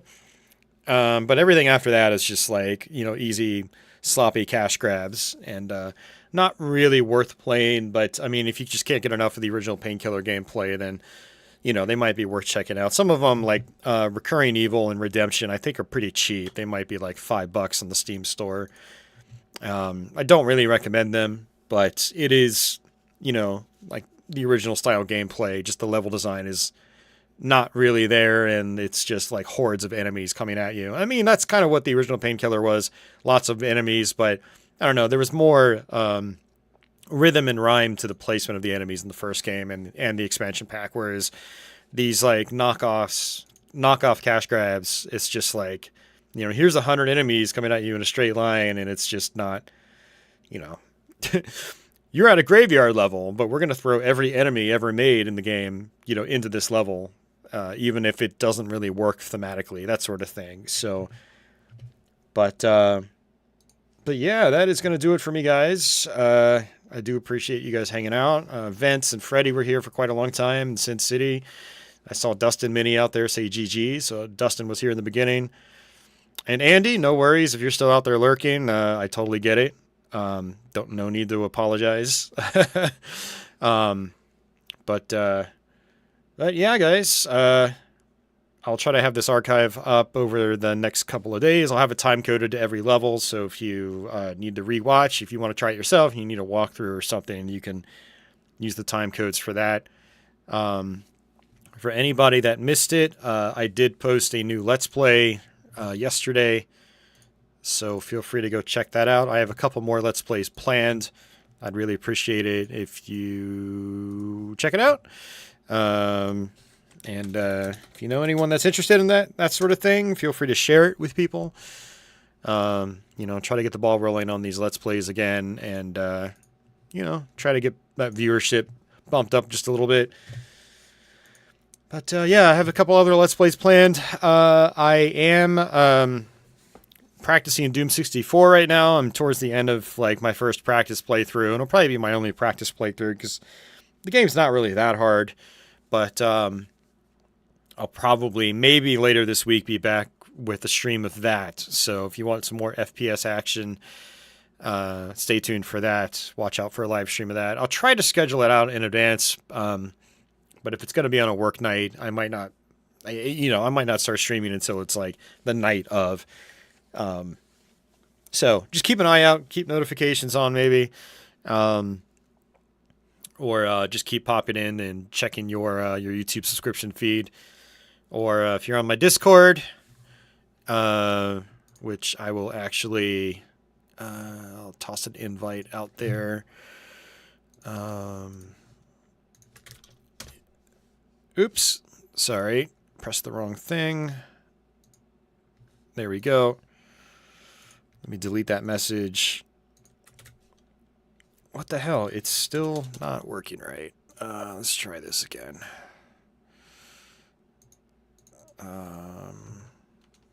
It is not working. Oh. Hold on a second. Invite people. I think I clicked on the wrong invite link. No, that's not what I'm trying to do. Let's try this one. Let's see if that works. Nope, it's not actually letting me copy and paste my Discord invite link. So that is so stupid. All right, well, never mind. I can't invite any of you guys to Discord. I will occasionally invite people to Discord that like to keep up with my stuff. Yeah,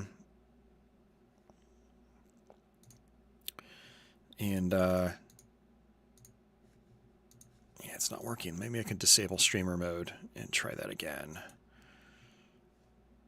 Oh, there it is. That was it. I was on streamer mode, and I'm just thinking of ways for people to keep up with the stuff. So there you go. If you're not on the Discord already, you can check that out. But yeah, Dustin, take care, man. You're welcome. See you next time as well, and thanks for hanging out and sticking around. But yeah, I don't think I have anything else to mention. If you, for some reason, want to play this on PC, you can. It's like $10 on Steam. It does go on sale a lot, and I think there's a site. I don't know what site it is, but I think one of my buddies a couple days ago got this Painkiller Black Edition for like $2. Forgot what site that was, but yeah, so you can get it really cheap, and so that's one way to play it, and it doesn't really require much of a PC to run because the game is over 20 years old by this point. There is an original Xbox version from back in the day. It has a mix of original Painkiller and expansion pack levels. It's decent. It's not a substitute for the PC game, but if it's the only way you can play it, it's definitely worth it. And then there's also Hell and Damnation came out to consoles back in the day on 360 and PS3.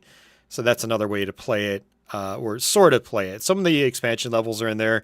Some of the original levels are in there. And then it's got some of its own new levels as well. So, if you like what you saw and you want to try to play Painkiller, those are, the main ways you're going to get the original experience is by playing those. So, But alrighty, guys, that's going to do it for me. Thanks a lot for watching. Appreciate you hanging out.